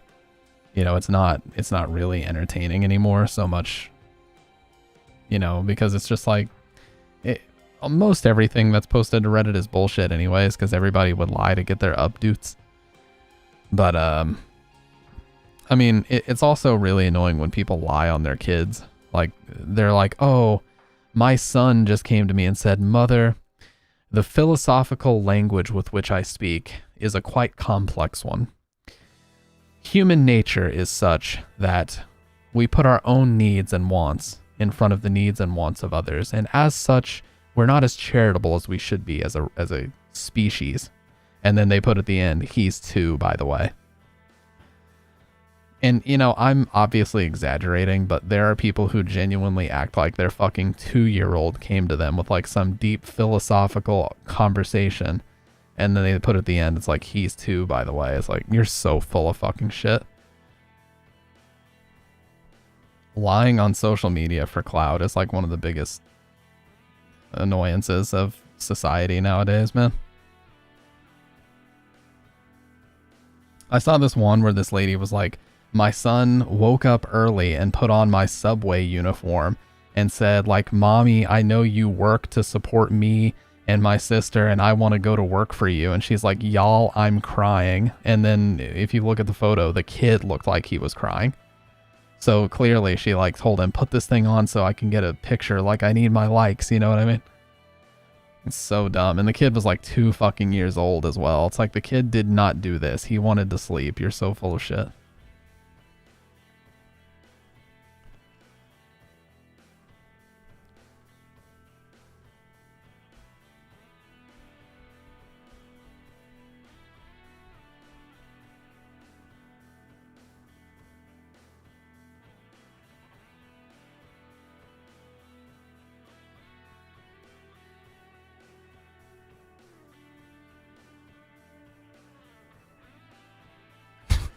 It's like, man.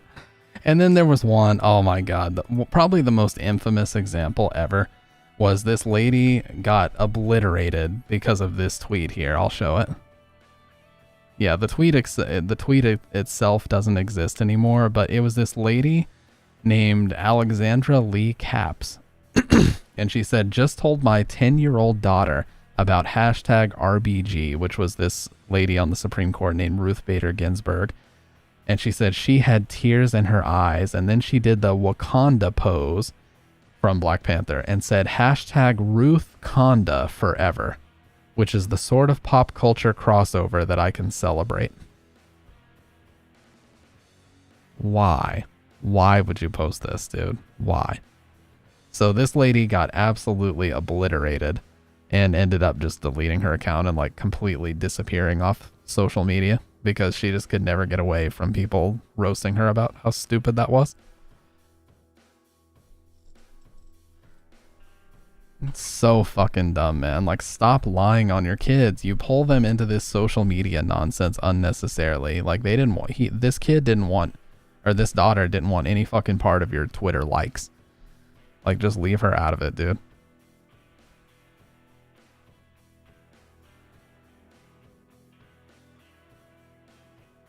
Pop culture crossover, my God.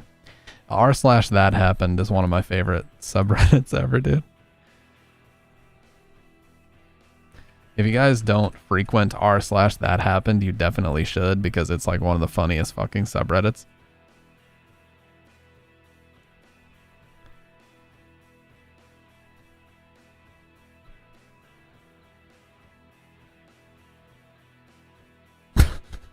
Don't.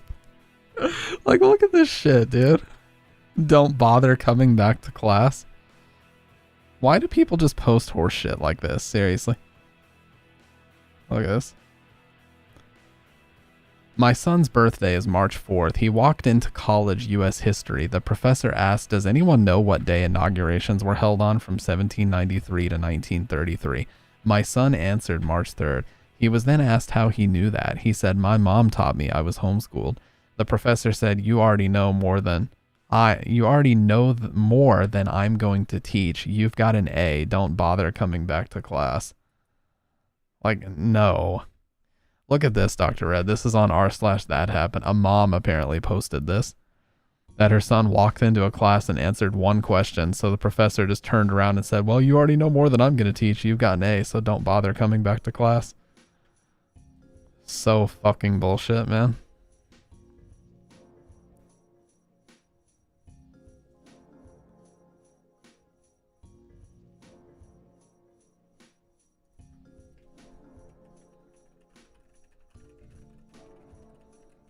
I wish this one. I wonder if I could find this one, dude.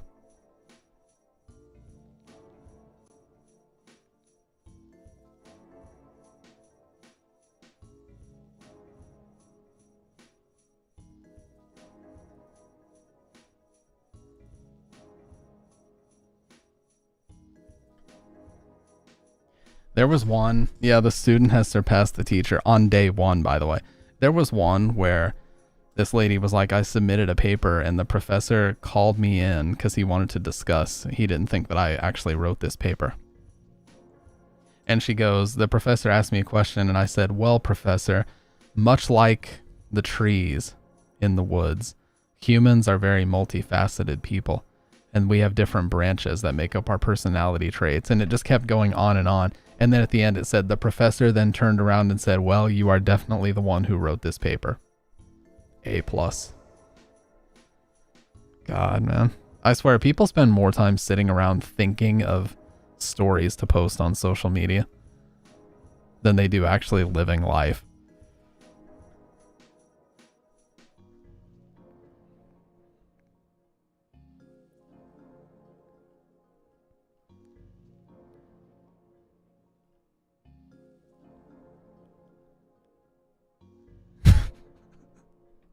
And fucking YouTube comments too. Reminds me of that time when 5 furries broke into my bedroom. 5? Really?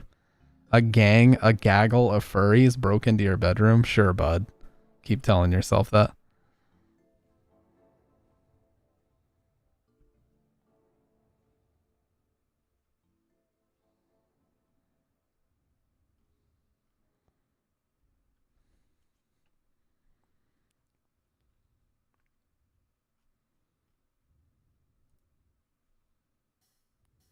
Oh my God. I got caught once by a female cop and she was like, you know you can get fined for this, right? And then she pulled her titties out and told us to scoot over. Best night ever. Yeah. Yep. And then everybody, of course, the classic, everybody stood up and clapped, you know? Pulled her titties out. Yeah, because that happens.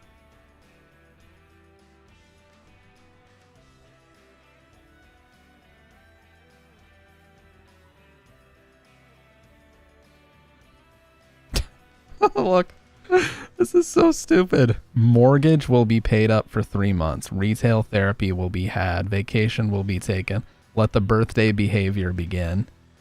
And somebody pointed out that like this lady has posted other things and the handwriting that she herself has written matches this perfectly.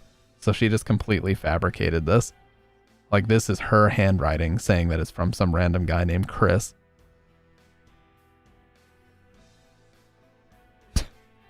Oh my God. Oh my God, dude. People are even just faking relationships now. Yes, it's Chris Bluefield, by the way.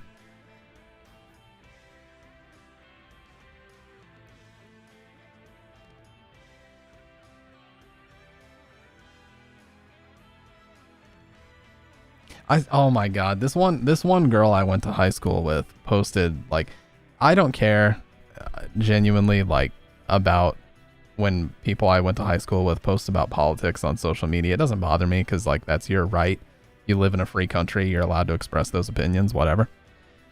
But it's just when it's obviously fabricated nonsense that it annoys me. She's like, yeah, I went to the grocery store the other day wearing like a Joe Biden. This was during the 2020 election cycle. She's like, I went to the grocery store the other day wearing a Joe Biden 2020 shirt and an old man saw me, high-fived me, gave me a hug, and then did a little dance in the aisle. And she's like, such a cute human moment. Fucking bullshit. And it's very telling that they never like take photos with people when they say these things happen. Nearly lost my cool over the movement again, guys.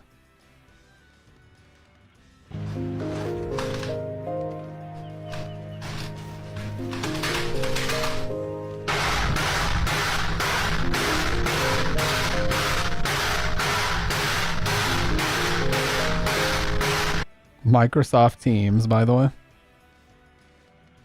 Holy shit. me playing against fucking Blockbuster John on Street Fighter. Dr. Red, you remember the night I played against John and I was so mad I was like shaking? I remember that. His Sagat was who I was playing. I genuinely got so fucking mad that I was shaking on camera, and you pointed it out too. You're like, dude, are you good? I was like, yeah, I'm good. As I grabbed my drink and I was like, yeah, I'm good, bro. I'm chill. What's wrong with you?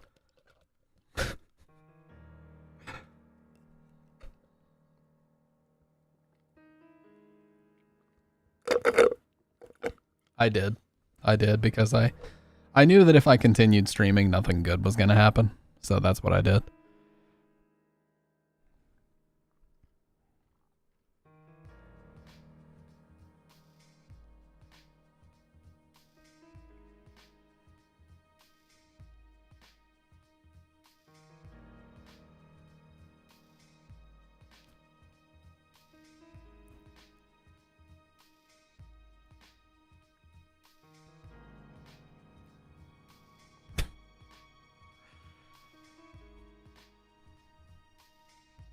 Out of all the fighting games I play, USF4 is the only one that actually makes me mad. I think because the entire game, like if you really break down Street Fighter 4, the big introduction with it is the Ultra mechanic. Like throughout the entire vanilla all the way to Ultra, the big introduction about Street Fighter 4 was the Ultra mechanic. You could, I mean, focus attacks, of course, and then red focus, but really the big mechanic is the Ultra. And in vanilla, they called it the revenge gauge. So as much as people like to complain about Street Fighter V with its comeback mechanics with like no chip deaths unless it's a super or whatever, Street Fighter 4 had a really annoying comeback mechanic, and it was mashing Ultra. Justin Wong said it famously, like right around when Street Fighter 4 came out in 2009. He basically said, like, if you're about to die, just mash Ultra. What's the worst that could happen? And he's 100% right. It's a legitimate strategy to mash Ultra. Because if the opponent misses their combo or they're not ready for it, you win. And like, if Street Fighter 4 only had supers, I feel like it would be a little bit better. That's what I like about Third Strike, because in Third Strike, you have to confirm your supers. Like, there's no mashing supers in Third Strike. Maybe you could mash out a super, but it's certainly not going to be as consistent as it is in 4. Because the input leniency in Third Strike, there is a tiny bit, but you have to make sure your execution is on point in that game. So you can't just mash stuff out in Third Strike. You're not going to get what you intend to get.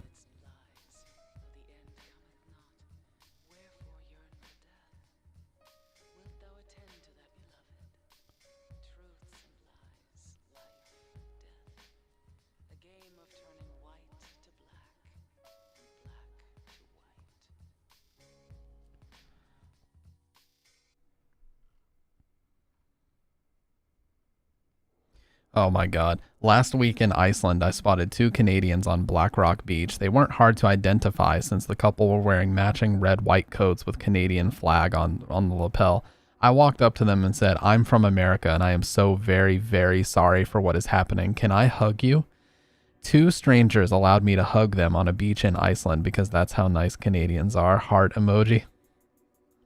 Oh god. Even if that one was real, that's just like a nauseatingly... like, I want social media points ass story. Even wake up DPs are barely a thing. No bullshit. You gotta face Oki and do it correctly. Yeah. Dude, wake up uppercut in Third Strike is one of the dumbest things you could ever do. If somebody reads that, you're just gonna get parried and then full punished. And a full punish in Third Strike, they can definitely take like half your life bar in one good combo. Especially if you're playing like a Ryu and they do like jump in, roundhouse, fierce, donkey kick into uppercut. Like, they're gonna steal half your life, and then a stun is coming like right after that. So you cannot get away with that. Under no circumstances can you get away with that.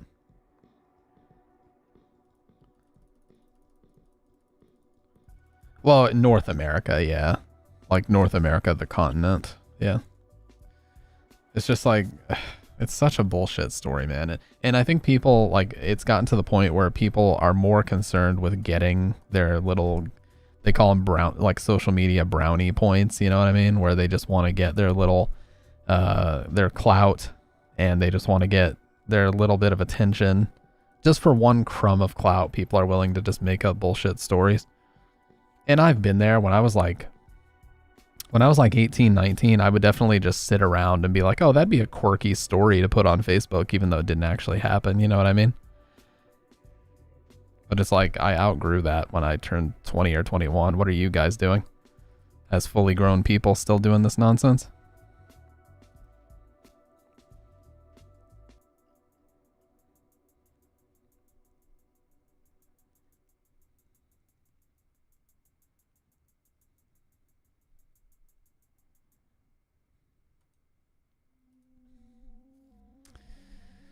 Anyways, yeah.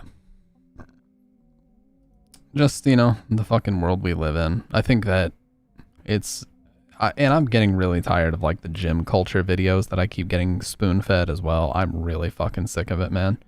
Like all these dudes sitting on a podcast talking into this exact mic being like, you gotta do this and you gotta do that. The reality about like the fitness world is that it's mostly influencers on steroids trying to tell you what you should do, and they're willing to share all their secrets with you if you just pay them a little bit of money or sign up for their this or sign up for their that. Yeah, like they're all on roids. Not saying that steroids just immediately make you into a fucking beast. They don't. But if you work out and you bulk, like you eat as if you're on a bulk, and you're doing steroids and you're working out, yes, it will turn you into the fucking Hulk if you're using a strong enough steroid like Tren. So we have all these influencers that are, you know, on steroids and whatever, people like fucking Liver King, trying to tell you how you have to live your life. It's like, man, I'm so fucking tired of it. So I've just resolved to do what works for me, eat in a way that works for me, and just not listen to any of that bullshit.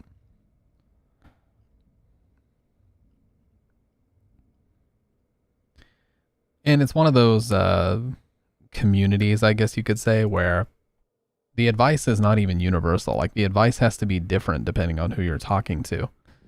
When it comes to fitness and like everything has to be tailored to the person specifically, because everybody has different needs. Everybody needs to get like their blood work done or whatever to see what vitamins they need. Like there's a lot of things you need to do. You can't just tell somebody blanket, do this, do that, do that, go here, go there. It doesn't work that way. But that's what these fucking fitness influencers try to tell you. Steroids equal mass, not so much strength, because the littler natural guy will be just as strong. Yeah, like steroids create the social media body, so to speak. Like they will make you look more camera friendly. They will make you look more presentable so that you can take your shirt off and do like stand in front of a camera and demonstrate stuff because you just look fucking huge and you look super shredded, you know, yoked, they call it. But yeah, like you said, the person who looks smaller will be just as strong because they actually have the conditioning and they've done the strength training and all these different things. Just because you look like a fucking Mr. Olympia doesn't necessarily mean you're stronger. And it certainly doesn't mean that you have more endurance. Those dudes are like fucking winded after a single pose down session. The body can't tell the difference between muscle or fat. Like it occupies similar space and it certainly looks different. But in terms of like the stress you're putting on your lungs, your heart, your fucking bloodstream and everything, it's the same. Whether it's fat or muscle, it's causing the same problems.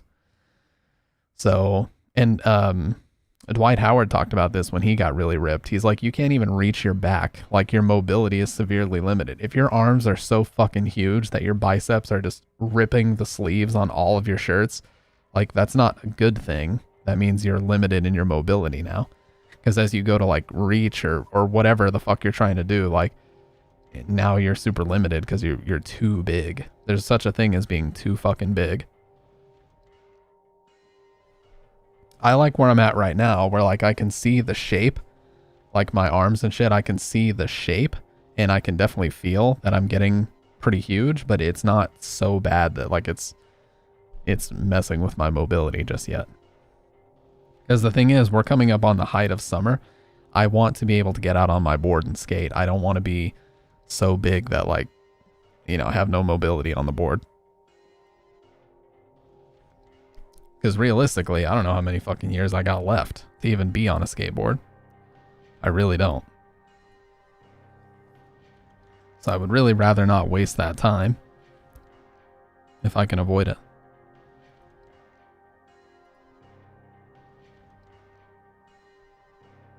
It is scary when you first start out, Dr. Red, but the fear comes from riding a bad setup. So riding a Walmart or a Target board is the worst thing you can possibly do, because those wheels have really shitty bearings and they stop and start. So they just want to throw you forward or throw you backwards. That's where a lot of people make that mistake, is they get started on like a Walmart board, not realizing that it is literally so bad that it's going to cause you harm to try to learn on it. If you build a proper setup with good bearings, it rolls so smoothly that it's actually more difficult to fall off of it. That was the biggest thing I learned, was when I was teaching people, I would just let them practice on my setup. I wouldn't tell them like, oh yeah, go buy a Walmart board or whatever. I would just give them my setup and be like, yeah, try mine. And every time they're like, whoa, I didn't realize how easy it is to just push. I'm like, yeah, I'm telling you, like, and if you feel like you're about to fall, you just push your weight down on whatever foot is currently on the board and you just step off. Yes, the trucks too. The fucking trucks on the Walmart boards are plastic. They're dog shit. So the trucks are terrible. The bearings on the wheels are unacceptable. The wheels themselves, yeah, they have no concave, so they're super flat, and the grip tape is awful. So like everything about a Walmart board is just incredibly unsafe and hazardous, and you should not be riding one. They're cheap. You can get a Walmart board for like 15 bucks, but they're not worth it. Just, you know, get some Thunders, get some Indies, get some, my favorite trucks are Ventures. Yeah, get some Indies, get some Thunders, get some Ventures, get you a decent wheel. Like go on Amazon and look for at least somewhat decent Bones or Spitfire wheels. You know, make sure you get like 92A durometer so they're nice and soft if you're going to be out on like a parking lot or whatever. Definitely don't get skate park formula like 101As. If you're going to be in a parking lot and you get 101As, like the vibration is just basically going to knock you off the board because the hardness of the wheel matters. Get good, decent bearings, you know, get some Bones Reds bearings for 20 bucks. Like when you put the whole decent setup together and you take someone who's a complete beginner out into like a parking lot and try to show them how to push, they're always surprised at how easy it actually is. Always. So yeah, it's scary because you're kind of at the mercy of the board when you start out. But once I basically tell someone how to balance and how to step off if they feel like they're about to fall, you know, it kind of clicks. Like I taught Iron Tusk how to push in like 15 minutes. He had never skated in his life before. I took him to a parking lot and showed him how to skate in like 15 minutes. Yeah, soft wheels I prefer. I ride Ricta Clouds. They're 92As. I just keep Ricta Clouds because they're fucking awesome. They're really wide and they're 92A. They're just perfect for all terrain. You can ride them at the skate park just fine. They don't flat spot. They're just hard enough to not flat spot. They're awesome. No, they're great, man. They're fucking awesome. That's the perfect balance for me. I think the highest I would ever go would be 97A. There's a Bones Formula X, I think they're called, where they're like street formula. Those are 97As. That's probably the most hard on the durometer scale that I would ever go. Because anything higher than that, it's like they're starting to squeak and they just are really, really tough to ride unless you really know what you're doing. Yeah, man, I could yap about skating all day, but yeah.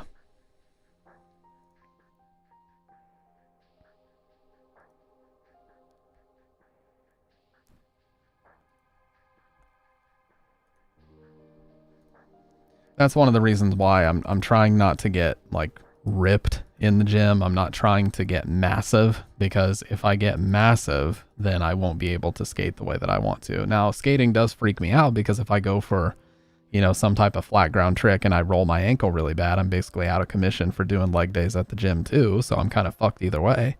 But hey, man, you got to take a little bit of risk sometimes. I can't just sit in my apartment all day like, oh my God, I could get hurt doing this. Yeah, no shit. You can get hurt you can get hurt standing up and walking into a different room in your apartment, dude. Like, what am I going to do? Just sit here and hide and not do anything ever? No, fuck that.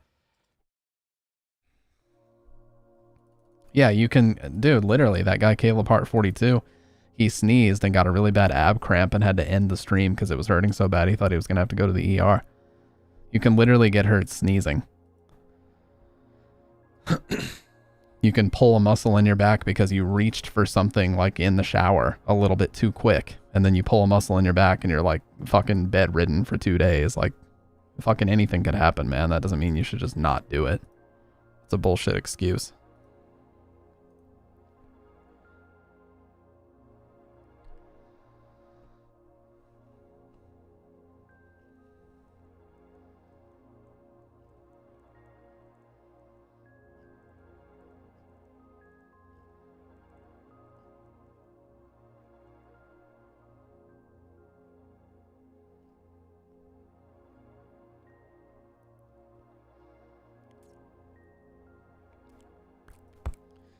But yeah. So that's what I've been up to. Everybody, I've had a couple people, not everybody, but I've had a couple people asking me like, why are you not streaming as much? That's why. I'm not abandoning Twitch. I never will. But I've just been focused a lot on YouTube and just hitting the gym a lot, to be honest with you. When it's hot outside and we actually have nice weather, dude, I just want to be out and just fucking walk all day. That's why I'm not looking so ghostly pale here lately.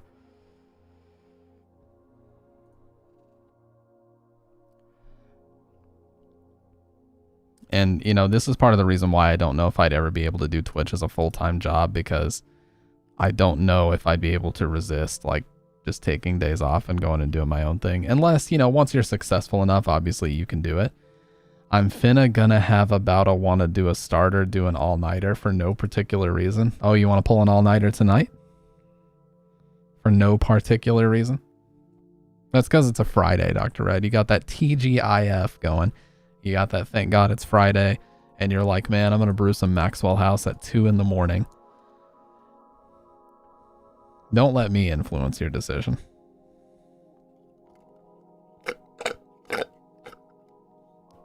Don't let me influence your decision, dude. You do what you want to do as a free man.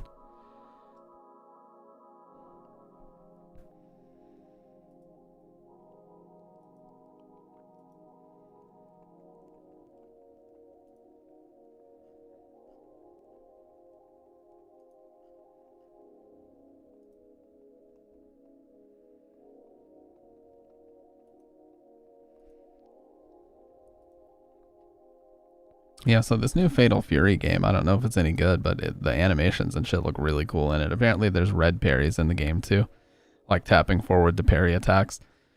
Probably won't buy it, to be honest with you, because I genuinely like do not have time to learn a fighting game. Like, I mean, I really don't.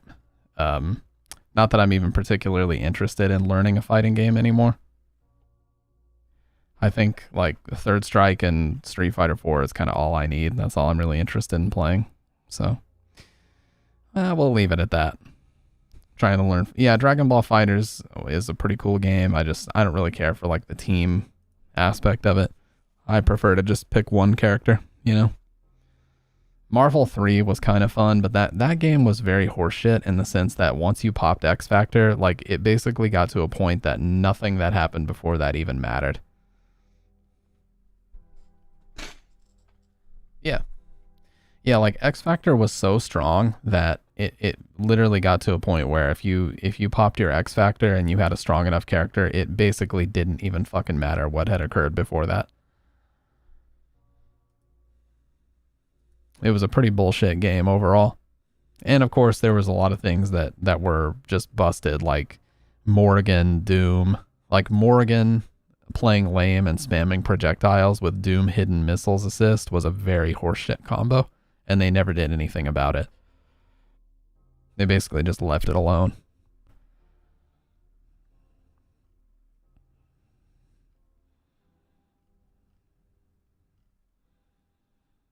But, you know, I have a theory about fighting games where it's like, sometimes it's okay to leave busted things in the game because it gives the community something to kind of solve in a way.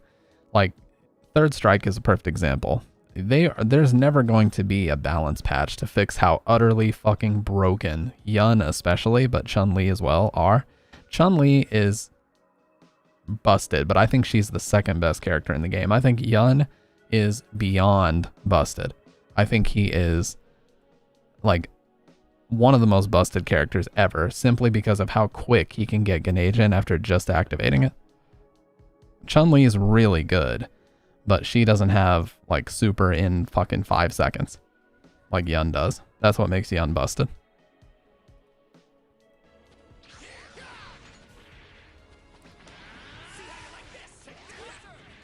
Oh god, not English voices.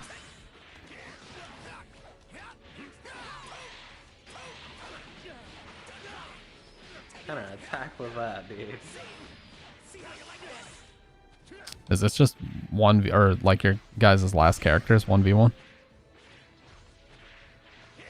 Like, this is a really good looking game, though.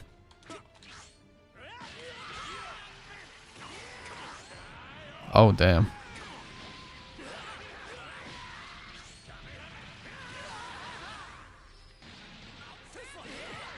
Ooh, let's go. Got him.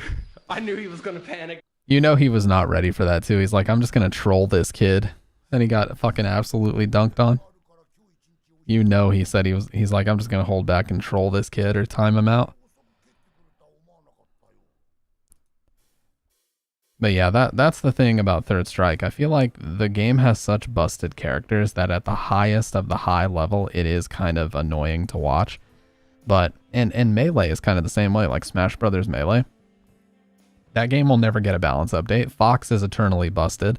Marth is insanely busted. Falco's busted. Like, these characters are just insanely good, and there's not much you can do to beat them except play them. But at the same time, it makes the game super entertaining to watch when you get like a top level Fox playing against a top level Falco. It's like one of the most entertaining things because you're watching two utterly busted characters going at it and just seeing who can abuse the game as hard as possible, you know? Much like in Third Strike, watching a Yun versus a Chun gives you a similar effect where it's like one person has this character that's busted in this way, the other person has a character that's busted in that way, and it's like, who can just abuse their mechanic the hardest? And then I also appreciate characters like them being so broken because then it's like when you watch a Yun versus like a really good Alex or a really good, you know, Urian or a really good Dudley, it's almost like a good versus evil thing. It's like, is this fucking character gonna win again, or is somebody actually gonna, like, you know, beat this busted character with a character that's either mid tier, mid to high tier? Like, it introduces a whole other level of entertainment. Yeah, when somebody like a Kuroda goes crazy with Q, it introduces a whole other level of entertainment because we finally get to see something other than Yun, Chun, Makoto, Yuri, and Dudley. And, you know, everybody, and the thing is, like, Ken is kind of gassed in Third Strike. Like, Ken is not nearly as busted as he used to be. This might be controversial, but I think Ken in Third Strike is actually kind of an honest character in a way because you have to earn all of your super opportunities. The only thing that's busted about Ken is like Jump EX Tatsu is really busted. But Ken being busted? I wouldn't say he's not broken, he's just really good. Ken, so Third Strike, if we were to talk about an actual tier list, I'm not going to, but I would say Ken is like A+ tier. And then Yun and Chun are comfortably way above him in like S and S+ tier. I think Yun is unquestionably the best. I don't think Chun-Li is better than him. But Ken is certainly not as good as those two. He actually has to work and make reads and have proper spacing and things. Like, yeah, I think Ken might have been considered OP way, way, way back in like the mid 2000s, but I certainly don't think anybody that's being serious could say that now. Yeah, Makoto is broken in a lot of ways because she just attacks so fast. That's the thing that's broken about Makoto. She attacks so fucking fast that you don't even know what's happening and the round's just fucking over. You know, the high-low mix-ups, the chop, the jump axe kick. There's so much happening that the round could be over in fucking 5 seconds. You don't even realize what happened. One missed guest parry and a stun and you're just dead. And then don't forget Urian's got his Aegis Reflector, which has literal unblockable setups from mid-screen.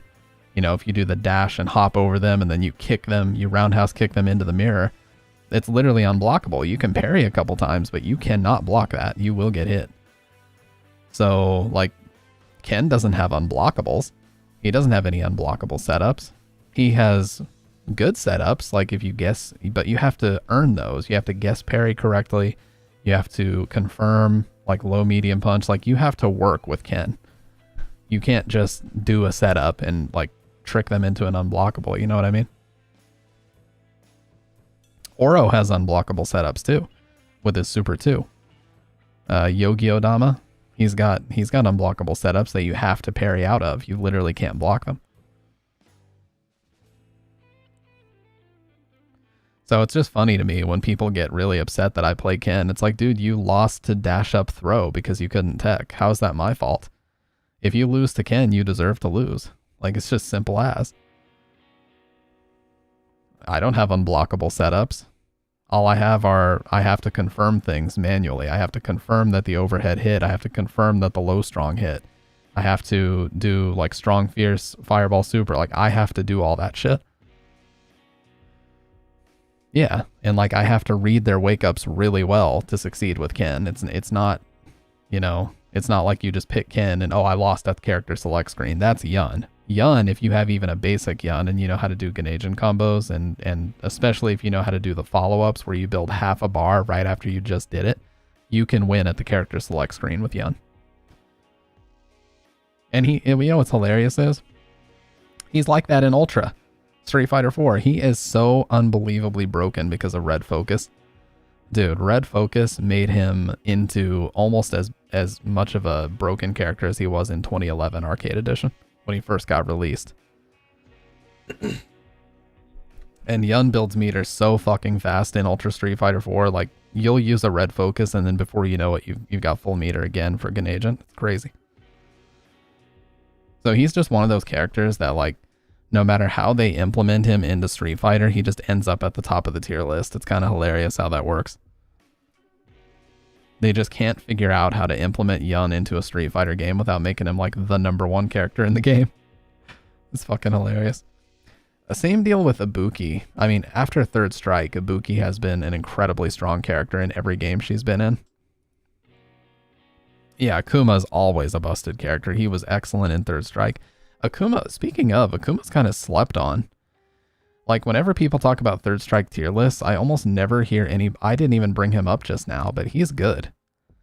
I would say he's probably better than Ken, because he's got air fireballs and demon flips and stuff. The biggest downfall of Akuma in that game is he's got really low life. So no, he's not better than Ken, because he has harder super confirms and lower life. If he had the same life as Ken, he would be better. But he's not better than Ken. I think Denjin Ryu is kind of slept on too. Denjin Ryu is really, really good. If you go on Fightcade and you know how to do basic Denjin setups, you can definitely climb to, like, B rank in a day. Because nobody on Fightcade knows how to parry the Denjin setups. So you can just stun people all day and do the most basic Denjin setups in the world, and you'll just hit them, like, every time because nobody knows how to stop it. It's such a beginner's trap of a character. Also, something I've noticed about Fightcade is everybody, when they're first starting out, everybody in Third Strike wake up throws. So if you just backdash on their wake up, you just get a free punish, like, every time. That's one thing that I noticed right away. Everybody puts... everybody mashes throw on wake up online for some reason. As Wong put it, Ryu's a mid character with a top tier super. Like, Denjin is one of the best in the game. Yeah, that's a good way of describing it. Ryu is like a B to B plus character, but Denjin Hadouken as a super is like an S. It's like an S plus, so it actually ends up making him into like an A plus character, if you know how to use it correctly. But he's totally viable. Like, Denjin Ryus have won tournaments. That's how good it is.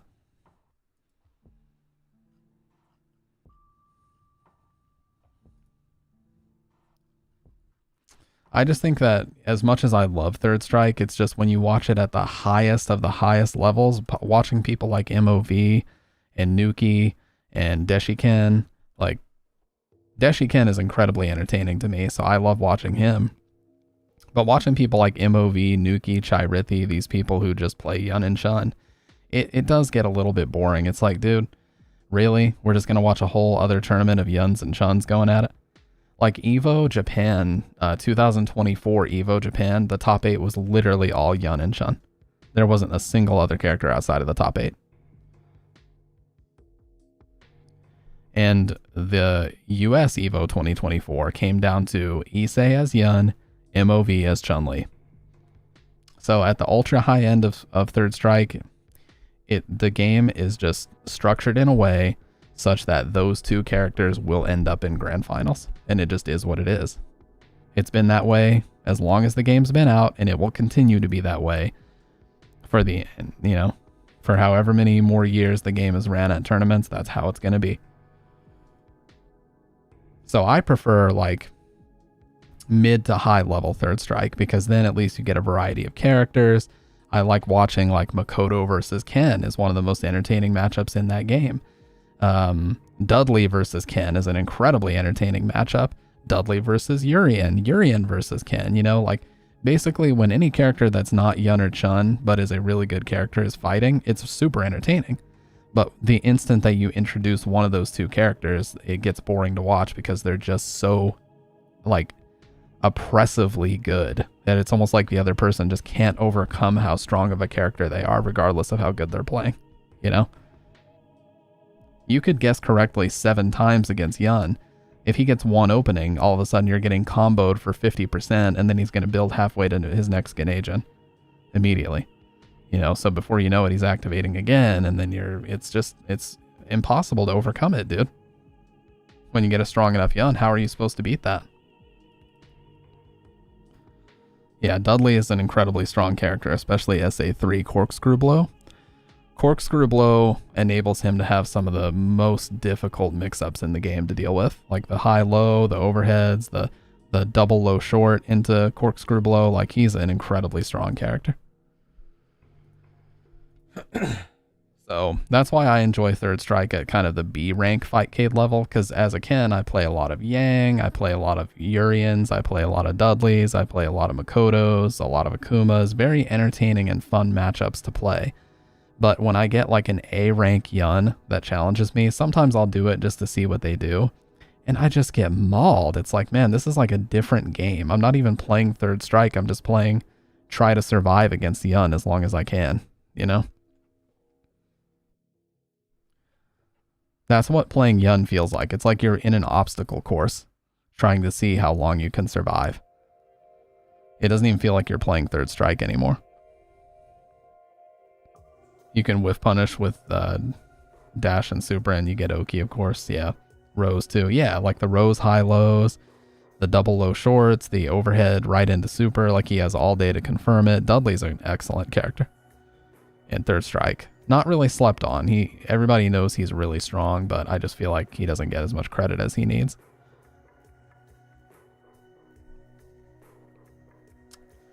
All right. Anyways, guys, I'm going to get some rest in because I'm actually going to go to the gym super early in the morning, and I'm going to be working my ass off on recording for YouTube. I don't want to lose my voice.